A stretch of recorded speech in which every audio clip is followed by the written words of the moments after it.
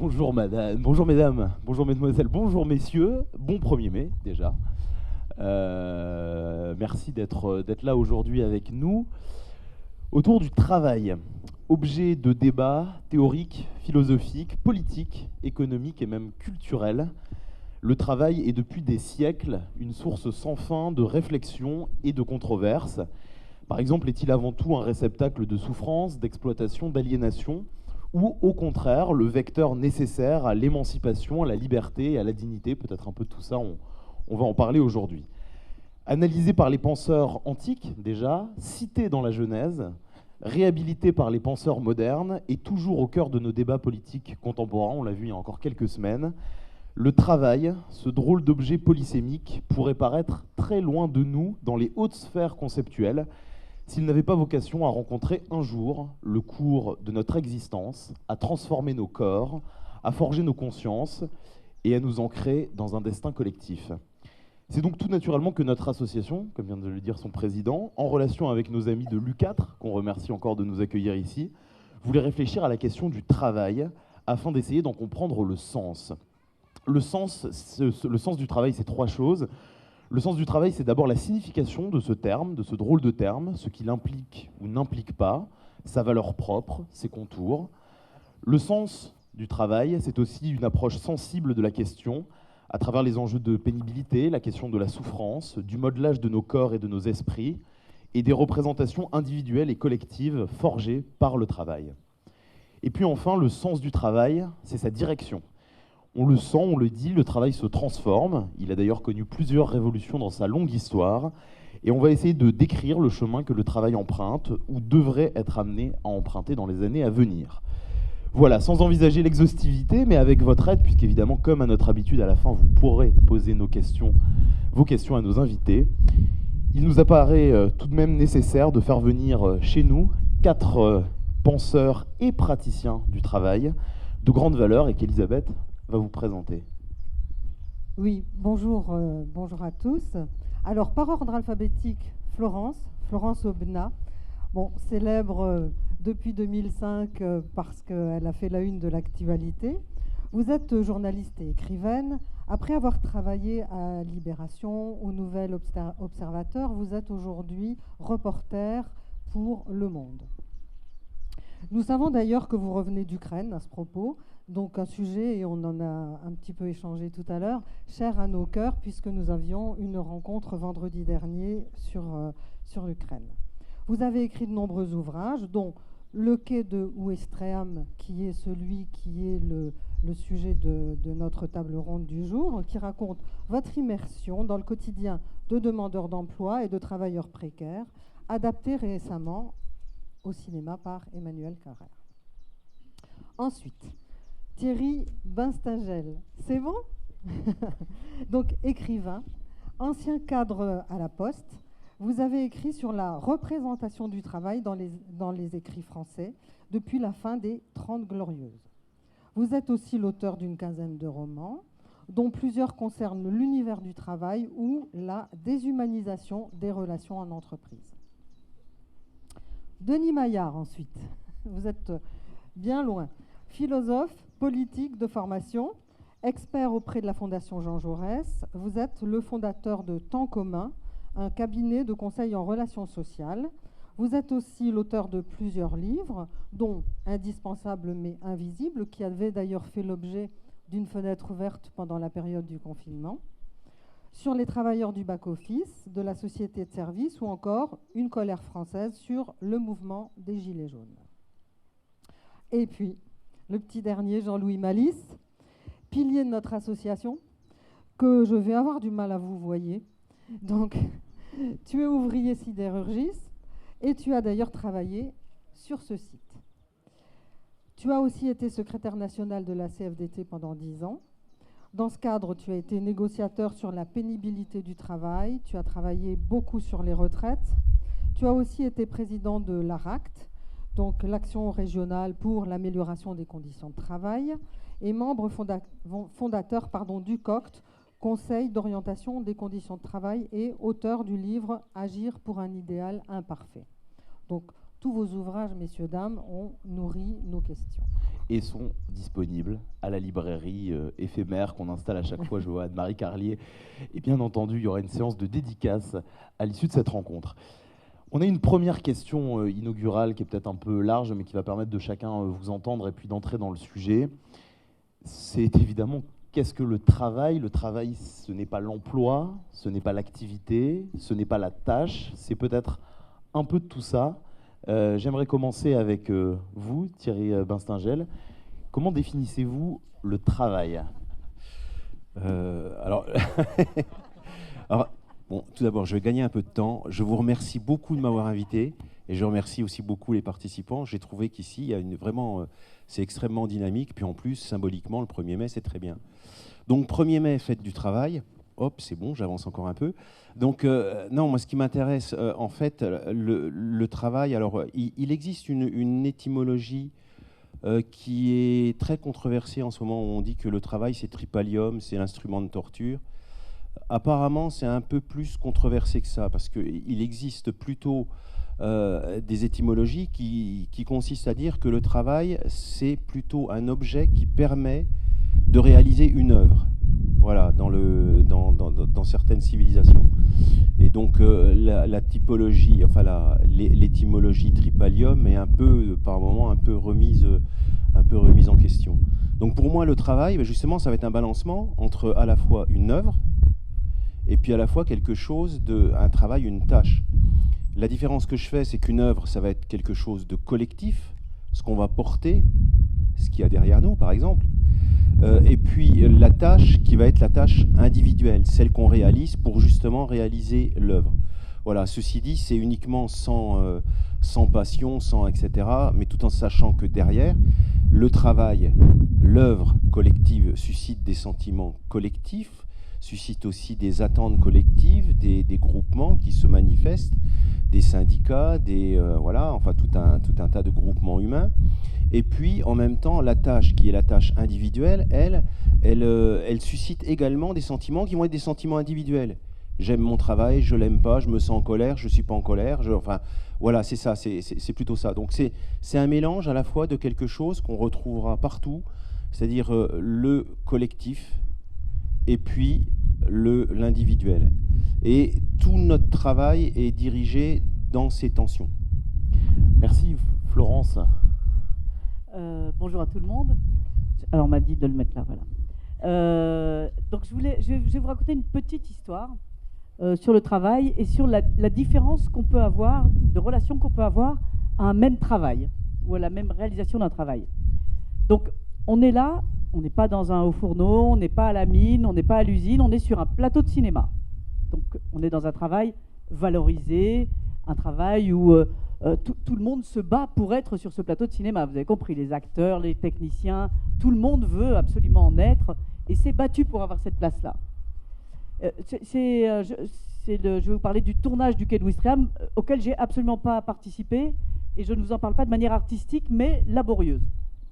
Donc on est sur ce plateau, donc on a Juliette Binoche, artiste internationale, très bien payée, etc.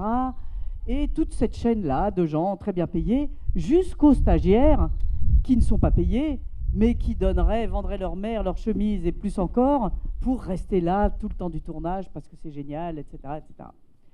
Et parmi ces gens, il y a également des véritables femmes de ménage qui ont été embauchées parce qu'elles sont femmes de ménage pour tourner dans ce film.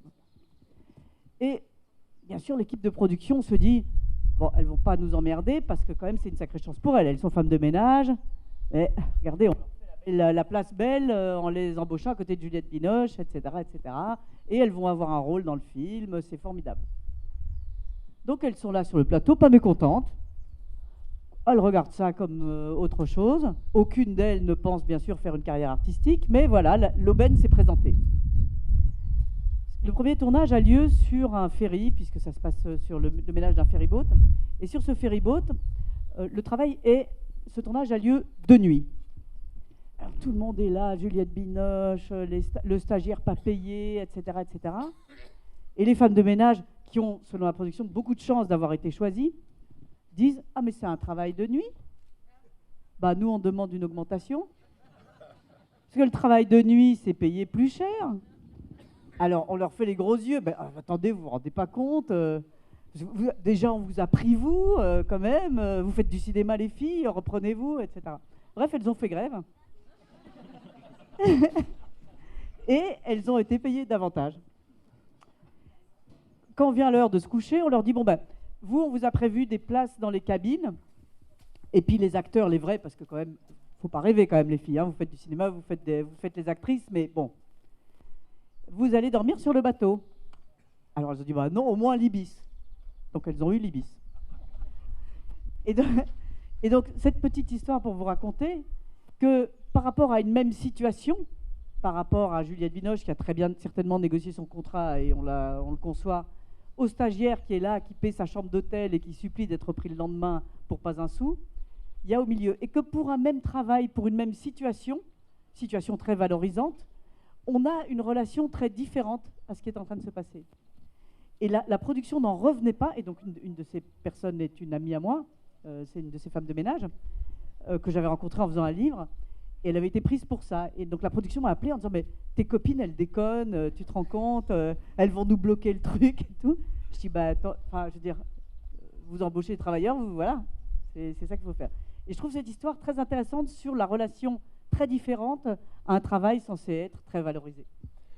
Merci Florence. Après cette démonstration par l'empirique, Jean-Louis, votre vision du travail. Alors, travail d'abord, quand même, pour chacun d'entre nous, il y a un aspect très utilitaire, c'est quand même l'aspect basique. Ensuite, il y a des boulots qui font rêver, d'autres qui font moins rêver. Moi, arriver à l'usine, c'était pas un rêve, mais c'était pas non plus l'enfer. C'était presque naturel que j'y sois, par atavisme, voilà. Et donc, moi, j'ai adoré mon boulot, alors qu'il était très difficile. Mais la notion de travail, moi, j'aime pas qu'on mette le mot valeur à côté. Or, c'est une originalité, parce que tout le monde parle de valeur travail. Je considère que le travail n'a pas de valeur en soi. Je le mets au même titre, vous allez voir que ça va être un peu effrayant, travail, famille, patrie.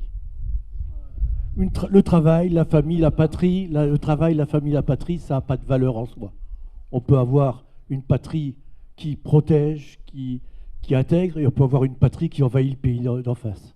On peut avoir une famille aimante, une famille qui protège, et une famille où les enfants et les femmes, où les gens sont malheureux. Le travail, c'est la même chose. Ce n'est pas une valeur en soi, c'est un contenant. Ce qui est important, c'est ce qu'on y met.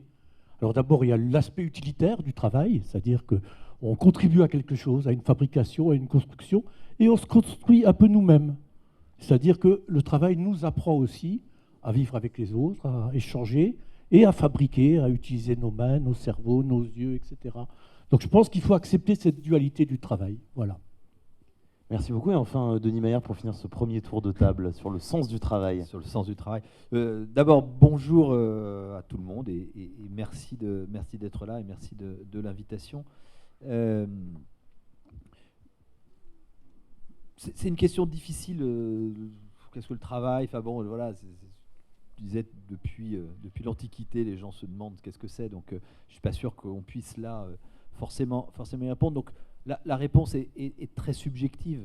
Et en même temps, pour moi, je m'appuie notamment sur un texte d'un vieux barbu qui est un peu passé de mode, qui s'appelle Karl Marx. Et dans les manuscrits de 1848, alors c'est le jeune Marx, il n'est pas encore totalement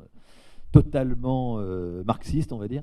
Et donc, il a une note et il explique ce qu'est le travail. Et en fait, il organise une espèce de discussion entre deux personnes qui se disent, si je produisais comme un être humain, et là, le travail, je crois que ça met en jeu, en scène, en action, notre humanité. Je me permets de vous couper, Denis, parce qu'il se trouve que c'est aussi l'un de mes textes préférés, donc que je l'ai. Ah, bah voilà. Et que je peux lire l'extrait. Il faut le couper parce qu'il est parfois un petit peu long. On va aller, effectivement, c'est vraiment, enfin, vas-y. Des notes de lecture.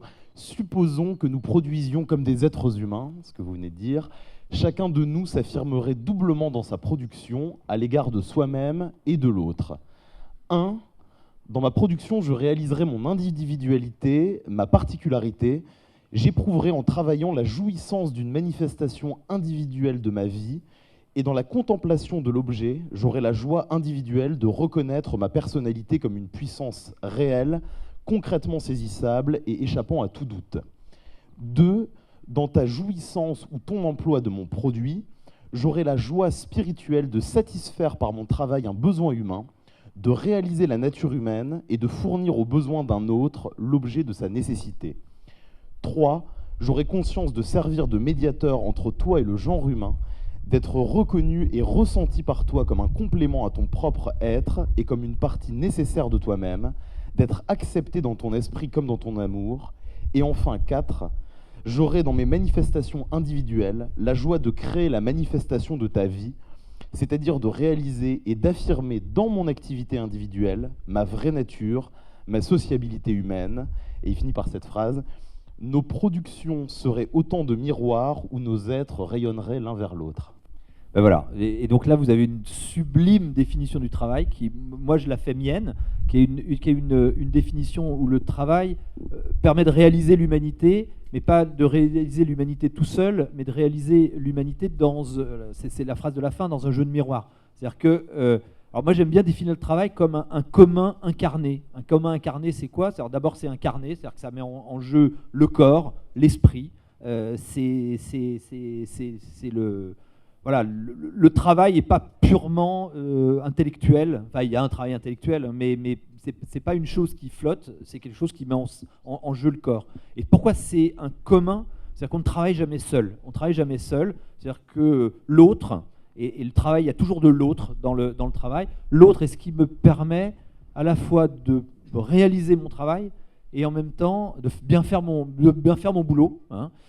Et en même temps, ce qui va m'empêcher de le faire exactement comme j'aurais décidé de le faire moi-même. Et donc, l'autre est toujours, dans le travail, ce qui le permet et ce qui l'empêche. Et c'est pour ça que derrière, il y a du management, de l'autorité, du contrat de travail, des droits, etc. Mais donc, c'est un élément extrêmement important, me semble-t-il, mettre en jeu l'humanité. Donc derrière, ça veut dire qu'il y a de la dignité et qu'il y a des droits. Alors, une fois que j'ai dit ça, c'est la définition idéale. Je ne suis pas sûr que le travail de tous les jours soit effectivement aussi idéal que ça, mais c'est un idéal vers lequel il faudrait pouvoir tendre. Eh bien, merci. Du coup, on va aller un peu plus dans le détail et vous avez bien donné une introduction aux premières questions plus pratiques ou plus détaillées. Jean-Louis, dans notre système, le travail est aussi le principal créditeur de droits sociaux. Est-ce un moteur suffisant pour travailler? C'est exactement ce qu'on est en train d'essayer de définir. Est-ce que ça donne du sens au travail? Et est-ce que le salaire est une des principales motivations du travail? Alors, d'abord, on a une particularité en France, hein, c'est qu'on a un système social qui dépend beaucoup du travail. C'est-à-dire que pratiquement tous nos droits ne sont pas liés, on va dire, à l'argent versé à la banque, mais à l'argent qui nous est retiré sur notre paye. Ce qu'on appelle, de façon très fausse, des charges sociales, en fait, qui sont un investissement social pour nous tous. Donc notre retraite, le chômage, la santé. En fait, être au travail, c'est avoir déjà accès à tout ça. Et c'est énorme. Alors, heureusement, on a des systèmes, des filets pour que les gens qui n'ont pas le travail puissent en bénéficier aussi. Mais la meilleure façon de garantir une bonne retraite, c'est d'avoir un bon travail. La meilleure façon d'avoir une bonne indemnité de chômage, si ça nous arrive, c'est d'avoir un bon salaire, etc., etc. Donc, je pense vraiment, et c'est pas tout à fait le cas dans tous les pays, où les assurances privées existent pour la santé, ou pour les retraites, c'est beaucoup de capitalisation. Je pense à la Suisse ou des pays comme ça. Voilà. Donc, on a déjà cet aspect très structurant. Ce qui fait d'ailleurs que l'attachement au travail dans notre pays est peut-être plus fort qu'ailleurs, bizarrement. Mais c'est nous aussi qui sommes souvent les plus insatisfaits du travail. Peut-être ça va ensemble. On idéalise peut-être le travail, du coup il nous déçoit aussi souvent. Voilà. Le salaire? Le salaire, évidemment. Je veux dire, c'est malgré tout, on peut se raconter ce qu'on veut, c'est la motivation première. Et moi je pense toujours à mes premières payes, c'est-à-dire le fait de se considérer comme autonome, de pouvoir d'être libre, quoi. C'est aussi un facteur de liberté, un salaire correct. Même quand on commence à petit salaire, c'est déjà bien. Voilà, c'est un marqueur de liberté pour moi aussi. Voilà. Eh bien, merci. Alors, tu parles d'autonomie, on peut aussi parler d'émancipation en général, et particulièrement, et là la question s'adresse à Florence, le travail, facteur d'émancipation des femmes. Est-ce ce que vous avez observé lors de votre immersion auprès de femmes, particulièrement de femmes de ménage, comme vous les appelez dans votre livre? Oui, c'est vrai que je me souviens, ma mère était féministe. Et elle nous martelait, d'abord, ne faites pas le ménage, vos maris s'en chargeront. Et 2, ayez un travail parce que c'est ce qui garantit votre indépendance. Et donc c'est vrai que le travail des femmes, en tout cas, a cette vertu que de les rendre indépendantes. Et c'est pas la moindre, hein, c'est vraiment quelque chose. Maintenant, l'accès au travail des femmes, il est tout à fait autre. Et quand on voit les métiers et les conditions de travail en particulier, parce que moi je suis toujours mal à l'aise quand on parle de métier, c'est-à-dire que tout métier pour moi, je vais dire une chose assez étrange. Je travaille dans la presse de journalisme, qui est un métier voilà, de vocation, où les gens sont contents d'y être, plutôt un métier prisé qu'un métier rejeté, en tout cas pour ceux qui veulent y entrer. Et j'y ai rencontré autant de gens passionnés, de flemmards, de ceux qui ne voulaient pas y aller, de ceux qui posent plus que les autres, etc., que chez les femmes de ménage sur un ferryboat. Donc je pense que c'est vraiment, il y a aussi beaucoup de soi et c'est plus complexe que ce qu'on pense. Ce qui était très frappant avec ce travail que j'ai fait et celui du travail des femmes, alors là on va parler du travail des femmes, je ne vais pas vous dire qu'il n'y a pas assez de femmes au CAC 40, je pense que ce n'est pas la problématique aujourd'hui, non? Bon, il y en a peu, mais on s'en fout, non? Bon. Pas tout à fait, mais enfin bon. Sauf pour les femmes du 440. Voilà.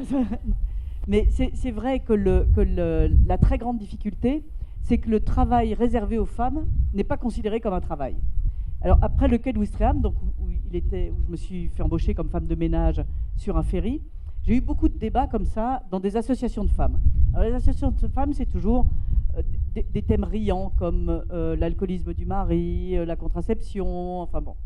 Et alors on avait passé tout ça en revue, et au bout d'un moment, je disais, moi j'ai fait un bouquin sur le travail, on peut en parler. Alors dans l'assemblée, tout le monde me disait, moi je travaille pas, moi non plus, moi non plus, moi non plus.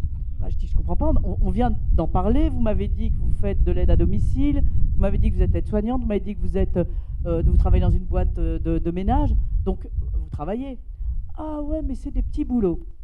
Donc non seulement les femmes travaillent, non seulement elles sont mal payées, non seulement elles ont des horaires pas possibles, mais en plus tout ce que la société leur envoie comme message, c'est « Allez mesdames, c'est pas vraiment du travail, allez, c'est des heures par semaine, c'est ceci, c'est pas vraiment du boulot ». Et je trouve que le gros problème du travail des femmes, c'est quand même celui-là, c'est-à-dire c'est de dire « Vous ne travaillez pas vraiment ». Donc dans ce qui est travail féminin, il y a des travaux mixtes, etc. Mais dans ce qui est travail féminin, c'est-à-dire être soignante, comme vous allez dans un EHPAD, il y a 12 femmes et un homme, on dit bonjour les filles, le type le prend bien. Hein. Et donc c'est ça vraiment l'histoire, quoi. C'est après on leur dit ouais mais enfin vous venez, allez, c'est comme des horaires, vous avez vos après-midi libres. Et moi c'est ça qui me met en rage sur le travail des femmes et sur le droit des femmes au travail, c'est que tout est fait pour leur dire qu'en fait elles bricolent, quoi. Qu'elles font les boulots les pires, mais c'est des petits boulots. On va rester sur la question de l'émancipation justement avec vous, Thierry. Est-ce que, on parle de ces tâches ingrates, de ces petits boulots, est-ce que l'évolution du travail vers la numérisation, vers la robotisation, ne va pas permettre de supprimer ce qu'on qualifie de tâches ingrates pour émanciper les travailleurs les moins qualifiés des travaux les plus pénibles? Ou est-ce qu'au contraire, c'est une fausse bonne idée et c'est la disparition de ces emplois moins qualifiés, la casse de la qualité des services et une perte de lien social? De quel côté vous faites pencher la balance? Alors pour moi, la balance, je ne sais même pas si c'est une question la numérisation, elle est là et on peut tout faire avec. On peut très bien imaginer Poutine avec un smartphone en train de diriger un missile nucléaire qui va nous tomber dessus. Donc voilà, c'est à peu près ça. Et c'est possible. Donc la numérisation a fait venir un certain nombre de métiers On va penser, je sais pas, aux youtubeurs, les influenceurs, etc., etc. Enfin, pour tout ce qui est digital. Mais en même temps, je ne suis pas sûr que ce soit un facteur vraiment d'émancipation. Moi, ce que je pense, c'est que souvent, c'est aussi récupéré d'une façon égale par une organisation. Et l'organisation, elle, ne change pas. Le néolibéralisme, lui, ne change pas. J'ai travaillé pendant longtemps à Orange, et il y a 2 mots qui sont apparus dans les dernières années quand je travaillais. C'était digital, il fallait être digital, et il fallait être agile. Hein, ce sont des mots évidemment qui viennent forcément de l'anglais, parce que ce sont des théories organisationnelles qui sont anglaises, l'agility, etc., etc. Et moi l'émancipation, pour moi, c'était pas vraiment... Moi, en revanche, je m'émancipe personnellement en tant qu'auteur avec des termes comme ça. Parce que quand je vois le mot, effectivement, digital, agility, moi je me vois avec mon doigt gourd sur mon portable où j'arrive jamais à obtenir le bon truc ou à taper, voilà. Donc je me sens pas ni digital ni agile. Mais en même temps, ça me fait rêver parce que du coup, ces termes qui sont issus du travail me font voir le monde autrement, avec un regard peut-être un peu plus poétique. Et c'est là que l'émancipation va arriver. Et pour moi, l'émancipation, elle va être forcément individuelle à ce moment-là. C'est-à-dire que à un moment donné, se pose un problème et comment on fait nous-mêmes pour s'émanciper vis-à-vis de essayer de se rendre le travail un peu plus facile ou plus conforme à nos aspirations individuelles. Je ne sais pas si c'est un peu fumeux ce que je dis. Je le comprends en tout cas. Merci. Non, ce n'est pas fumeux. Alors, si vous voulez, on va refaire un petit tour par Marx en 1867 cette fois. Marx parlant du salariat. Un homme qui ne dispose d'aucun loisir, dont la vie tout entière, en dehors des simples interruptions purement physiques pour le sommeil, les repas, etc., est accaparé par son travail pour le capitaliste et moins qu'une bête de somme. C'est une simple machine à produire la richesse pour autrui, écrasée physiquement et abrutie intellectuellement. Et pourtant, toute l'histoire moderne montre que le capital, si on n'y met pas obstacle, travaille sans égard ni pitié à abaisser toute la classe ouvrière à ce niveau d'extrême dégradation. Alors, la question qui suit, excusez-moi, il faut que je m'y retrouve dans mes feuilles. Alors, elle va s'adresser d'abord à Jean-Louis, mais vous pouvez tous rebondir. Donc, le salariat est la forme majoritaire de l'exercice professionnel aujourd'hui. Il a longtemps été vu comme aliénant, donc par Marx entre autres. Pourtant, il est vu aujourd'hui comme protecteur, voire enviable. Que penser de cette évolution? N'y a-t-il pas aujourd'hui une déprise de l'attrait de la protection salariale? Ouf. Moi, je suis pas. Ça fait longtemps que tu n'avais pas entendu du Karl Marx au pied du Haut-Fourneau. Non. Un 1er mai. Oui, non. Comment D'abord, je pense que c'est très marqué aussi d'une date. Aujourd'hui, heureusement, on est dans une société où même le salariat a aussi des espaces. Sans doute d'ailleurs que le capitalisme a estimé profitable pour lui d'offrir au salariat des espaces, de l'éducation, une bonne santé. Je veux dire, le système doit aussi être vertueux d'une certaine manière pour perdurer. Donc je pense que c'est très marqué du 19e siècle, la fin du 19e siècle, où ne parlait pas ni des 8 heures, c'était 12 heures, où c'était les enfants à la mine à 6 ans, où il n'y avait pas de congés payés, où il n'y avait pas de sécurité sociale, etc. Donc c'est très marqué. Mais heureusement que des gens comme Karl Marx, comme Engels, comme Jaurès plus tard et d'autres ont relevé ces situations-là, ils ont décrites. Et moi je me dis des fois, mais peut-être que je me trompe, hein, que si Jaurès revenait ici, que Marx revenait ici, avec tous les défauts que nos sociétés elles en ont beaucoup, hein, ce que vous avez décrit tout à l'heure, les accidents du travail, les maladies professionnelles, la précarité, ils trouveraient que c'est pas mal finalement. Que notre système, finalement, on a des libertés, on a des congés payés, tout ça. Moi, je ne pense pas qu'on doit avoir honte de ça. Parce que c'est le fruit aussi des luttes, c'est le fruit le travail nous a aussi émancipés par les luttes, par le fait de rattacher des droits individuels et collectifs à notre destin collectif, finalement, du salariat du monde du travail, parce que oui, il faut qu'on se rappelle encore aujourd'hui qu'on est très très majoritaire, hein, le monde du salariat. C'est nous qui sommes les plus nombreux, quel que soit notre statut, retraité, salarié ou chômeur. Hein. On est le monde du travail, salariat est la première force de travail dans notre pays. Voilà. Et justement, Denis, c'est intéressant de mettre en rapport ce texte de Marx où on travaille comme des bêtes de somme, c'est-à-dire salariés, et sa vision rêvée lorsqu'il est jeune du travail comme facteur de réalisation de soi. Alors est-ce que c'est vraiment dans le salariat qui est effectivement majoritaire dans notre pays, est-ce que c'est vraiment dans le salariat qu'on peut obtenir la réalisation rêvée du travail, ou est-ce qu'au fond l'auto-entrepreneuriat, le travail indépendant qui se développe, c'est pas justement l'avènement d'un travail plus libre, facteur de réalisation de soi, d'autonomie et d'émancipation? Alors, d'abord, sur Marx, j'ai envie de dire, le problème, c'est qu'il aurait dû un peu plus travailler pour comprendre comment ce qu'il avait dit en 1848 pouvait s'appliquer en 1867. C'est le cas, par exemple, des maoïstes quand ils sont allés s'établir. Et là, vous verrez, il y a le livre de Linhart qui s'appelle L'Établi, qui est un texte sublime où à la fois il décrit la chaîne, donc la chaîne automobile dans une usine à Paris dans le 15e, comme étant extrêmement aliénant, et en même temps il y a toujours des possibilités de faire jouer sa créativité. Et ce que disent les ergonomes souvent, hein, c'est que le travail, c'est quoi? C'est la différence qu'il y a entre ce qui est prescrit et ce qui est réellement effectué, comment c'est fait réellement. Et ce qu'ils vont appeler le travail, c'est précisément cette liberté humaine-là, cette créativité. Et quand bien même on est au cœur de la chaîne, c'est difficile, c'est aliénant, c'est déshumanisant, il y a quand même une possibilité de trouver du jeune Marx dedans. Donc ça, c'est sur Marx. Ensuite, avant de répondre à la question, j'aimerais revenir sur ce que disait Florence, avec lequel je suis en total accord, et en même temps, j'ai envie de mettre un petit bémol, enfin pas un petit bémol, une nuance, sur le travail des femmes. Sur le travail des femmes. Parce que je suis complètement d'accord avec ce que alors on se tutoyait tout à l'heure, mais là on va se vous voyez parce que quand même non.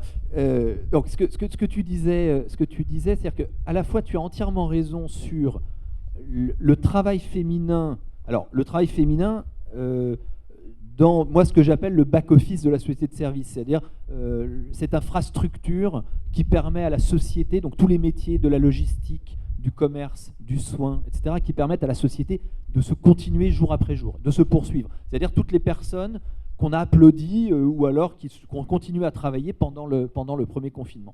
Et effectivement, le travail féminin, il correspond à des travaux, à des métiers, quelque part, qu'on va naturellement dire qu'ils sont liés à une forme de nature féminine qui est plus empathique, liée aux soins du corps, au ménage, etc. Effectivement, et ça c'est difficile à reconnaître comme tel. Mais en fait, c'est l'ensemble de ce back-office qui est, d'une part, divisé les métiers sont séparés selon les sexes. Aux femmes, le contact avec le client. Aux hommes, plutôt les métiers à distance du client, éventuellement des métiers plus pénibles physiquement, enfin dans le sens mettant en jeu le corps avec de la force, quand bien même femme de ménage ou aide-soignante dans un EHPAD, ça suppose de la femme. Juste une anecdote, j'ai fait une mission il y a pas très longtemps dans un EHPAD et des cliniques où c'était après la pandémie et la direction dit on aimerait pouvoir aider les soignantes, parce que c'est 85% de femmes, et voilà, sont terriblement engagés pendant le confinement. On aimerait pouvoir les remercier, donc on va financer des aides particulières. Et ils disent, on a remarqué quand même, elles étaient souvent un petit peu costauds, voire un peu fortes, et peut-être qu'il faudrait financer des heures de sport, des choses comme ça pour elles. Je vous dis, bon, à mon avis, vous faites un peu fausse route, mais je veux bien tester l'idée. Et alors je savais à peu près ce qu'allait sortir de la discussion, mais le premier truc, c'est de dire, mais quoi, du sport, mais moi j'en fais tous les jours du sport, je fais des kilomètres, je tire, je pousse, je tracte, je lève, etc. Quand je sors, je suis essoré, je suis lessivé, j'en peux plus. Et donc, effectivement, le travail féminin est aussi physiquement pénible, mais en fait, ce qu'on voit, c'est que ce back-office, enfin, ce que j'appelle back-office, la classe de service, on va dire, est fragmenté entre des métiers réservés aux hommes et des métiers réservés aux femmes. Mais quelque part, ils ont les mêmes caractéristiques, des contrats courts, du travail émietté, du travail seul. Alors ça peut être le gardiennage, ça peut être la sécurité, la livraison, la manutention, etc. Et donc, je pense que pour le coup, on a une communauté de destin, quand bien même on a une division par genre ou par sexe des métiers. Alors effectivement, aux femmes, des métiers réputés féminins, et aux hommes, des métiers réputés plus virils. Néanmoins, c'est quelque part, c'est un peu la même vie qui est sous-jacente. Alors, j'en arrive maintenant à la question, indépendance. etc. Est-ce qu'il n'y a que le salariat? Moi, je trouve que le salariat, c'est formidable. C'est formidable, pourquoi? Parce que ça organise un truc bien, dans un contrat de travail, qui définit quelle est la subordination juridique et hiérarchique, et qui permet à la fois de donner des droits individuels et en même temps des protections collectives. Alors je comprends qu'il y ait des personnes qui n'aient pas forcément envie d'être sous ce régime-là, pourquoi pas, et j'allais dire qu'on leur permette de choisir, parce que souvent l'économie dite ubérisée, c'est-à-dire toutes les économies de plateforme, les Uber, les Deliveroo, enfin toutes ces choses-là, le statut, il est imposé. C'est-à-dire vous n'avez pas le choix de choisir entre salariés ou pas salariés. Et souvent, en fait, c'est des salariés indépendants, économiquement dépendants, parce que vous n'avez pas vraiment le choix d'aller, de pas prendre une course, de pas réaliser, etc. Et donc, l'indépendance, oui, je la vois progresser. Organisons-la et voyons si quand même, de temps en temps, c'est pas du salariat déguisé, plutôt que de se réjouir de l'ubérisation généralisée du monde, qui, à mon avis, est plus une cause d'insécurisation générale, avec des conséquences politiques qu'on connaît, plutôt que la félicité d'un monde du travail nouveau, qui n'est pas forcément si nouveau que ça. Florence, vous vouliez réagir? Oui, je voulais dire quelque chose sur justement ces nouveaux statuts. Hein, donc, effectivement, le petit auto-entrepreneur qui a été un statut très, très poussé, voire l'intérim. Et alors, c'est vrai que pour quelqu'un de ma génération, c'était une dégradation des conditions de travail. Quel que soit le travail, avoir ce type de statut était une dégradation. Pour ma génération, en tout cas, ou en tout cas la majorité d'entre elles, c'était le Graal était le CDI. Donc avoir un CDI, c'est ce que tout le monde souhaitait. Voilà. Aujourd'hui, quand on parle avec quelqu'un d'en dessous de 40 ans, à peu près, les choses sont tout à fait différentes. Et c'est très, très surprenant. C'est-à-dire que vous avez majoritairement des jeunes gens qui vous disent « Bon, moi, je fais ça, voilà, je suis ambulancier, dans une boîte d'ambulancier, peu importe, un boulot X. » Mais, alors, petit sourire, les yeux se baissent, on se dit « Bon, voilà, peut-être un jour, je serai à mon compte. Et je serai mon propre patron. » Et il y a là une aspiration réelle de tous les jeunes gens de dire « Je vais être à mon compte, qu'importe ce compte, qu'importe les difficultés. » Et il y a une espèce de trouille d'être dans une boîte avec et ce que ça suppose, et qui était pour nous, pour ma génération, une protection. Et je pense, alors pour en avoir longuement discuté, parce que c'est quelque chose qui m'a beaucoup surpris au début, il y avait cette idée de dire, nous, on a vu nos parents dans les boîtes.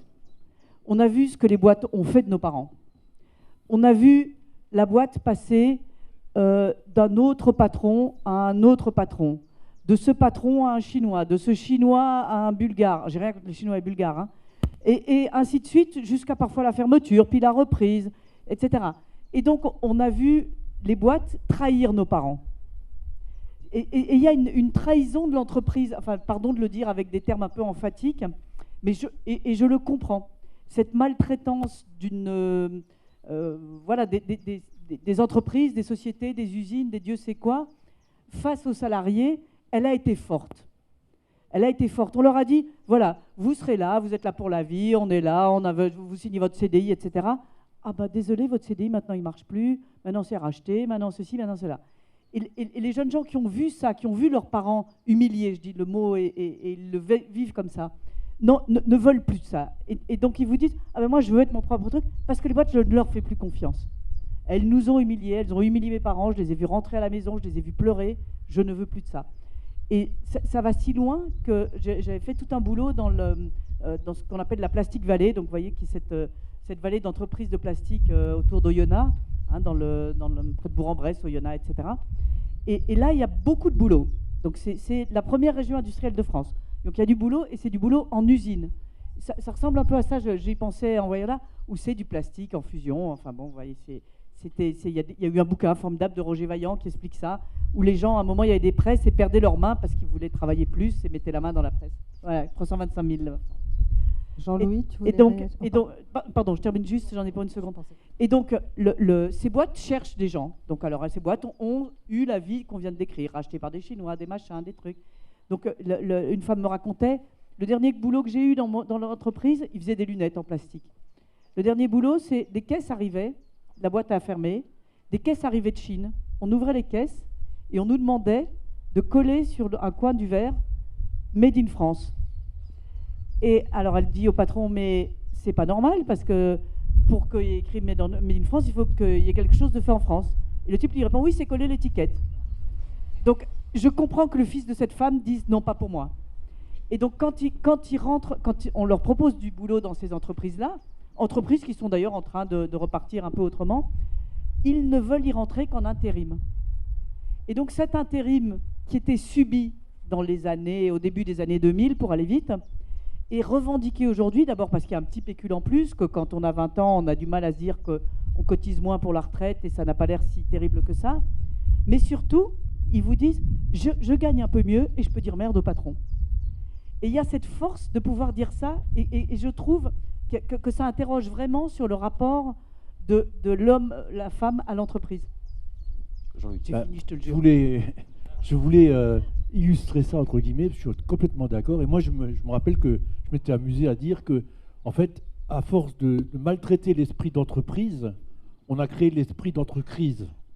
C'est-à-dire que chaque personne se protège individuellement aussi aujourd'hui et ne fait plus confiance finalement à son employeur. Alors, ce n'est pas le cas de tout le monde, parce que le CDI reste pour une partie de la population le Graal quand même encore, c'est-à-dire avoir un emploi stable et un salaire régulier, etc. Mais il y a toute une partie, en particulier de la jeunesse, qui d'abord, par ses compétences, est capable de les vendre, et puis qui découvre de nouveaux espaces de travail, dans le numérique, dans le bio, dans des choses comme ça, où ils estiment, et d'une certaine manière, il faut leur rendre grâce, il faut les reconnaître, que leur compétence leur appartient et qu'ils sont capables de bien la négocier. Mais c'est évidemment pas une généralité. Voilà. Thierry, on vient de parler du développement de l'auto-entrepreneuriat, qui souvent, notamment pour les travailleurs les plus précaires, sont des travaux sans horaire. On peut travailler vraiment tout le temps. On a aussi beaucoup parlé récemment du développement du télétravail. Il y a bien entendu l'omniprésence dans les discours politiques, on l'a encore vu à l'occasion de la dernière campagne, du fait de travailler plus. Est-ce que finalement le problème dans tout ça, c'est pas la place du travail dans nos vies qui est devenue beaucoup trop centrale et peut-être beaucoup trop mise en avant, c'est-à-dire que notre travail, même le fait d'avoir un travail, définirait notre place dans la société et ce qu'on est? Totalement. Alors déjà, je voudrais juste revenir là sur les travailleurs indépendants.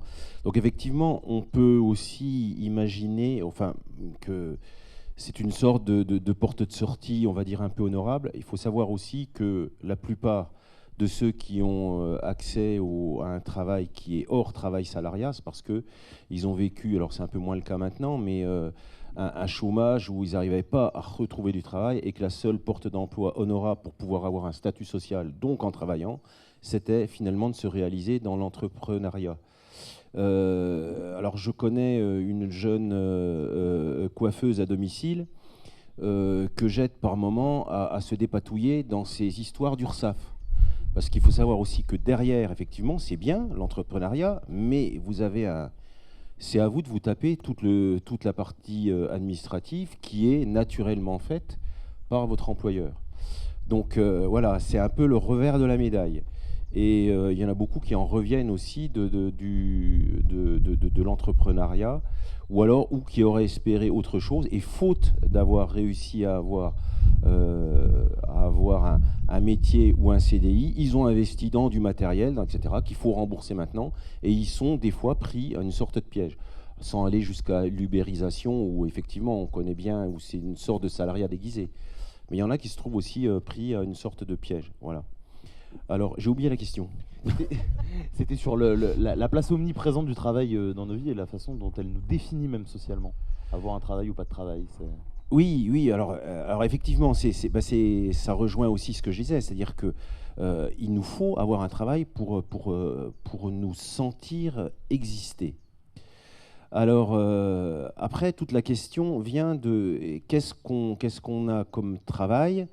Et qu'est-ce qui se passe quand le travail qu'on avait jusqu'à présent change? Je vais prendre le cas des téléopérateurs, par exemple, à Orange. Les téléopérateurs, c'est un métier qui a apparu dans les années 2000 à peu près, et on en a eu très vite besoin. En revanche, on avait beaucoup moins besoin de techniciens. Moi, j'ai travaillé dans les ressources humaines, et un beau jour, je suis amené à discuter avec un téléopérateur qui déprimait. Il avait raison d'ailleurs de déprimer, parce qu'avant il était technicien, il s'occupait de réseaux de télécommunications par satellite. Et en gros, on lui passait un coup de fil, on lui disait « va y avoir un sommet à Davos ou un truc au fin fond de l'Afrique, tu pars avec ta valise, machin, t'installes ton antenne. » Voilà, il parlait anglais couramment, il disait « oui, c'est bien, vous me payez mon billet d'avion, moi j'arrive, je vais là-bas, j'installe mon truc, la liaison fonctionne, le chef d'État est content, ou le chef de l'entreprise qui est invité est content. » Et voilà. Et il se dépatouillait tout seul. Et du jour au lendemain, on lui dit « oui, mais non, on n'a plus besoin de ça comme activité dans notre métier, donc dans notre cœur de métier. Par contre, on a besoin de téléopérateurs. » Donc lui, grand choc pour lui, parce que il arrivait, il prenait son billet d'avion, il déployait sa valise là-bas au fin fond de l'Afrique. Et là, maintenant, dès qu'il veut aller pisser, il faut qu'il lève le doigt, qu'il retire son casque de téléopérateur, et puis voilà. Donc vous comprenez un peu sa déprime. Donc tout ça, c'est pour dire que en fait, le travail, on y rentre dedans, évidemment, par vocation, parce qu'on a besoin de se réaliser, besoin d'avoir du sens, mais par moments, on est pris au piège. Pris au piège parce que de toute façon, comme on le disait, la motivation première, c'est aussi l'argent d'abord. Bon, il nous faut de l'argent.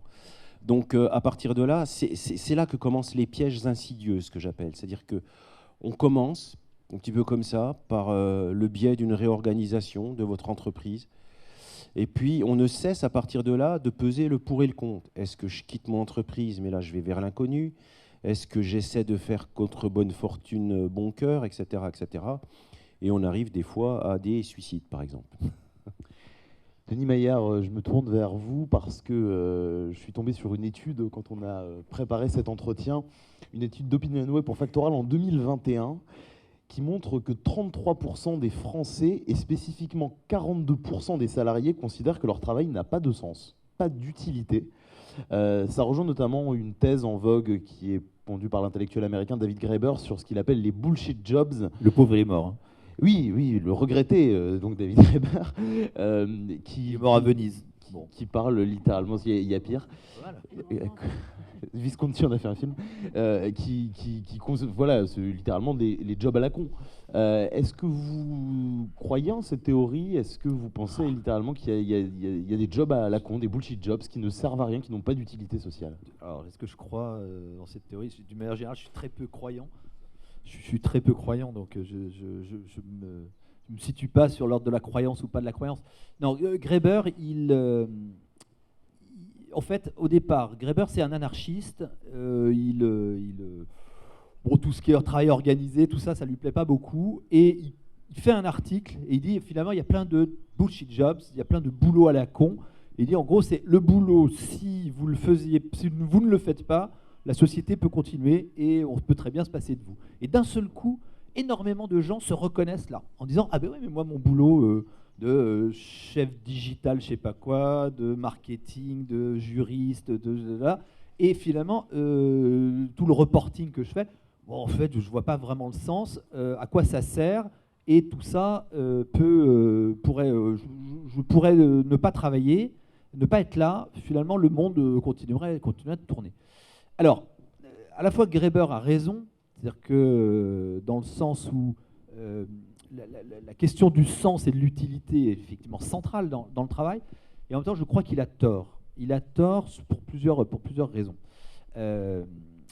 D'abord, la première objection qui lui a été faite, c'est de dire tu ne comprends pas finalement les sociétés complexes.